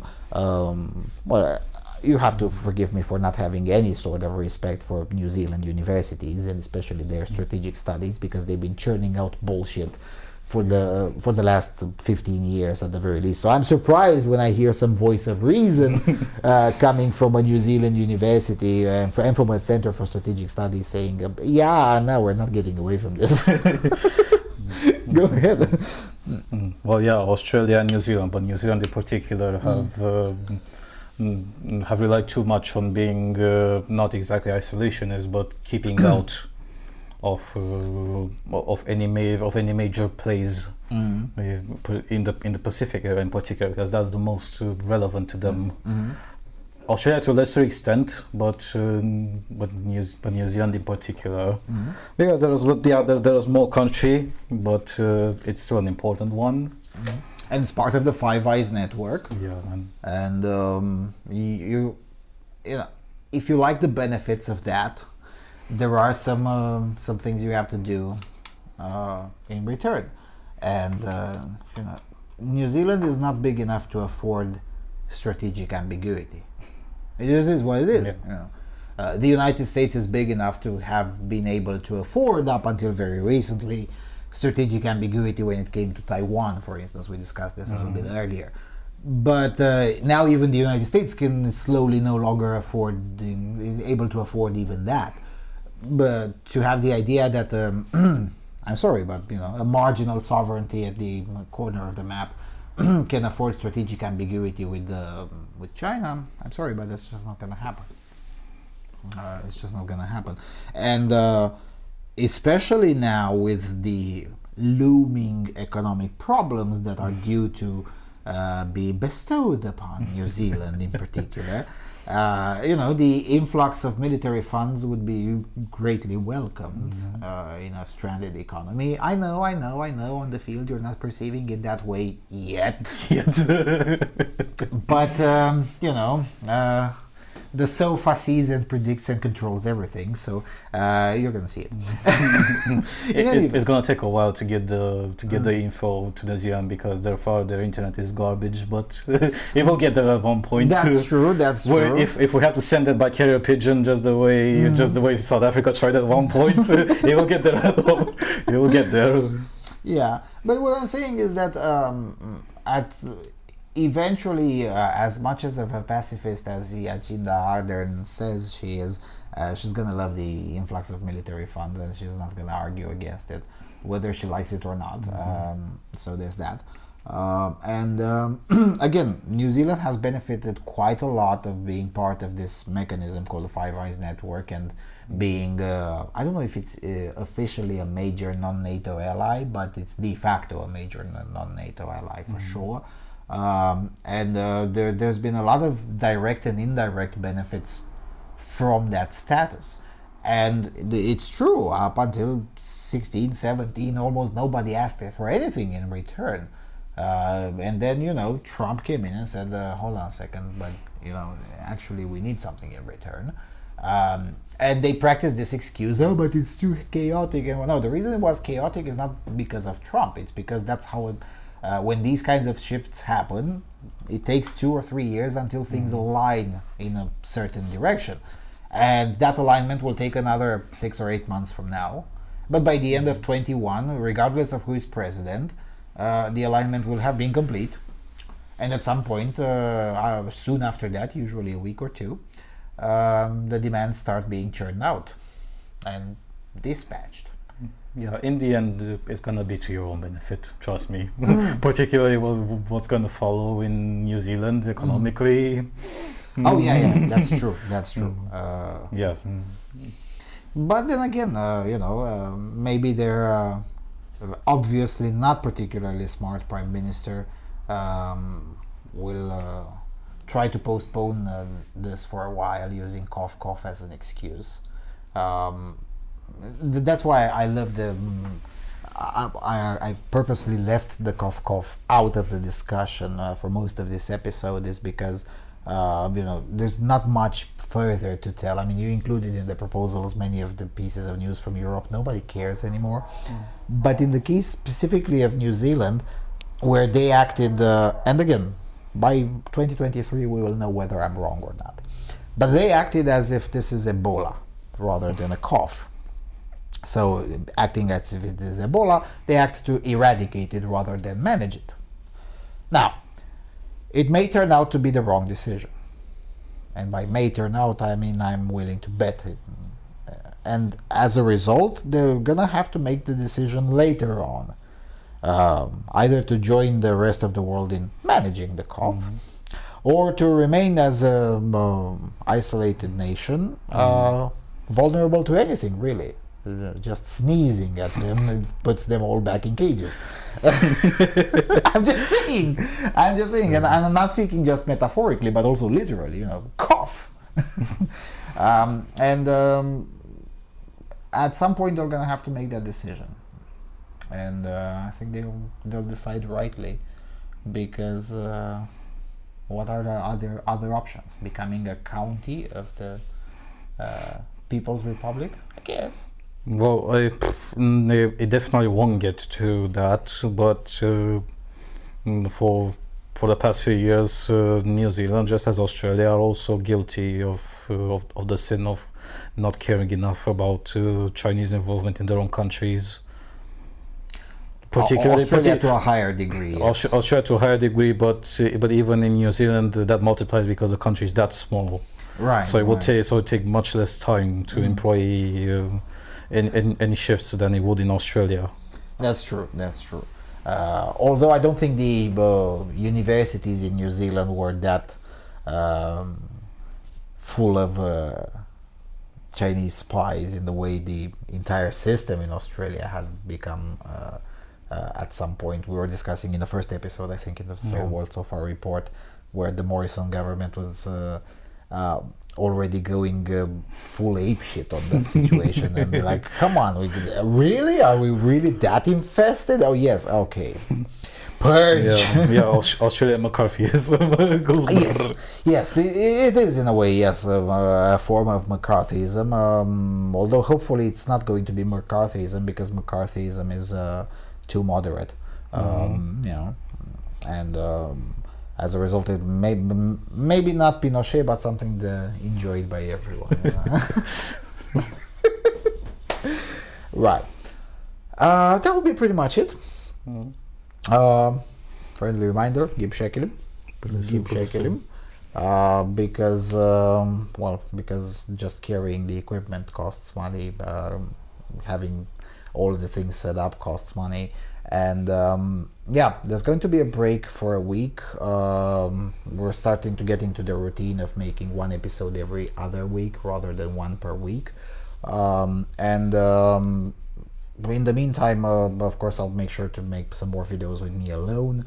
As a standard, I usually make 3 or 4 or 5 videos. It depends on if they're long, only 2. And I tape them in one fell swoop, and then I edit them later on and publish. That's why I was publishing in April clips that I had recorded in February and things like that. That's how I usually work. But I'll try to keep you all busy throughout the break. Because as of yesterday, not yesterday, as of Monday, really, it's officially election season here, and I got work to do. I have to work from my own backyard as well, and as a result, I'll be busy throughout the entirety of this month. So I have to cut some of these. What do you call them? Fixed arrangements. I have to cut some of those so I can let a lot more time for dynamic situations, as in one phone call, let's get to a certain rally and disrupt it, or let's create one of our own, and things of that nature. I'm just saying. Our election is on December the 6th, but soon enough it will be all over, and then it's 3 years without elections here, so then I'll be once again able to focus almost exclusively on everyone else's backyard. So there's that. With all of that said, thank you all for watching. Visit our website, give shekelim. See ya. Cheers.